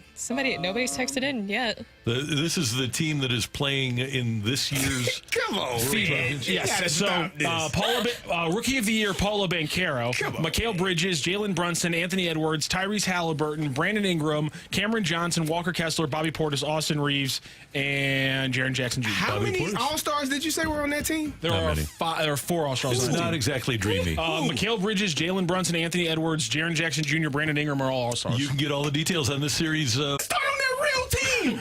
I can't. I can't. Come on, man. A couple of those guys. A couple of those guys come off the bench. Oh my God. Mikal Bridges, did he start before he got traded? Yes. In fairness, though. Yes. In fairness. Did Cam Johnson?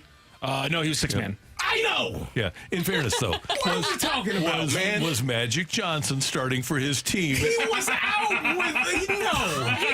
was the longest. But you know what? Magic Johnson had 3 MVPs.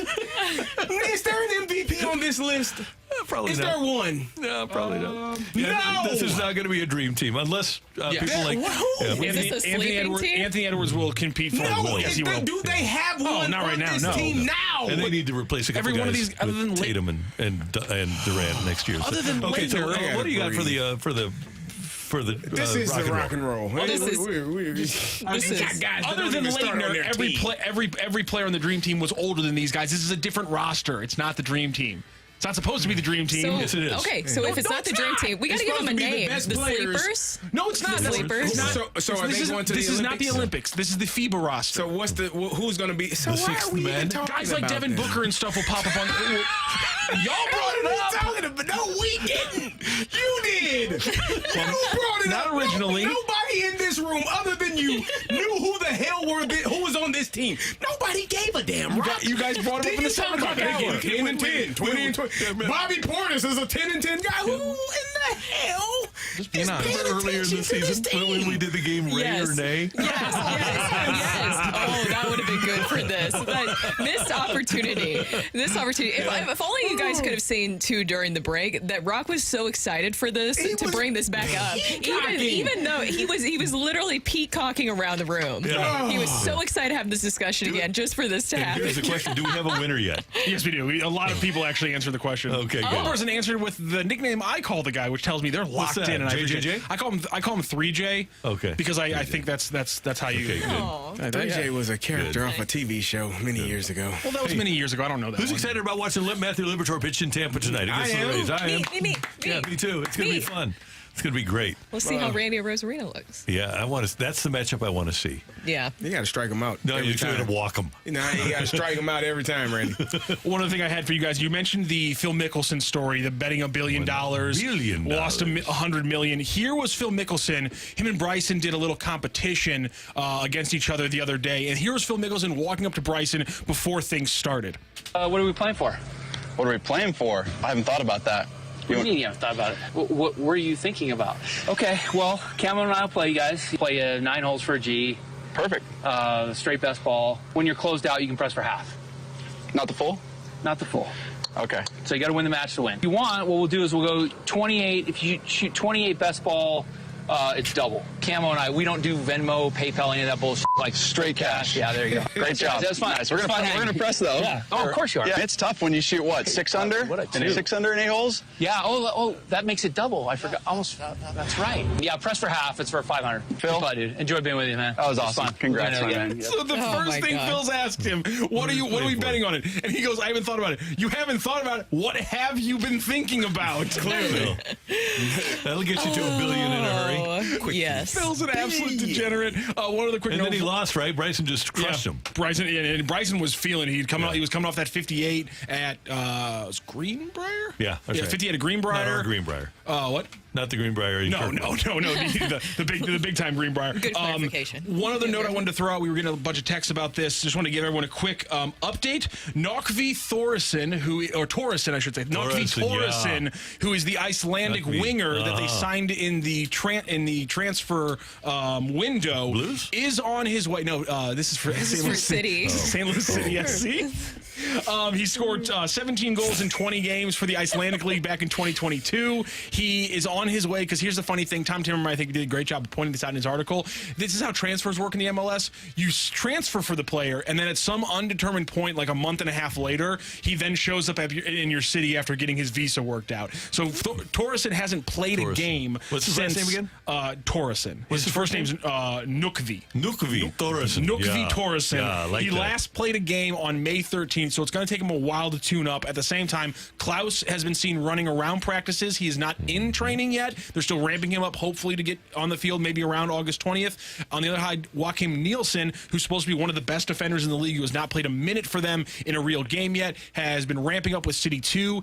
It looks like he's going to ramp up and potentially play the match on Saturday, which is a closed-door scrimmage against Atlanta United. So it looks like an almost full health St. Louis City SC when they return on August 20th. Okay, and quickly, just one word answers. Who's back first, Klaus or O'Neal? Matthew.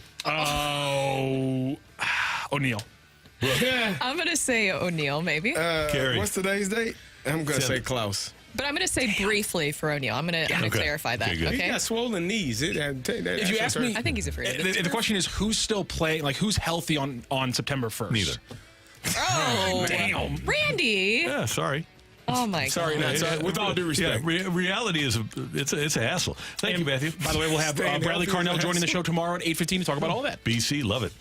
That's our producer and audio engineer, the one, the only Matthew Rocchio. Pleasure. This was fun. Did you have a good time? You laughed a lot? I did. Also, I just want to point out somebody came up with a great team name. Opposite of the Dream Team, the Keep Dreaming Team. There you go. I like that a lot. Anyways. And we thank you for tuning in, texting in, and being a part of the show. I think that we're not filling in for T-Mac today. I think Danny Mac and I think I see Jeremy Rutherford out there. I think they're going to do some talking on the airwaves here in the 11 o'clock or 10 o'clock to 11 o'clock, and then BK and Ferrario from 11 to 2, and then the Fast Lane. We thank you for tuning in, texting in, and being a part of the show. Have a great Friday Eve, everyone. Until tomorrow morning at 7. Have a great day, St. Louis. That's right.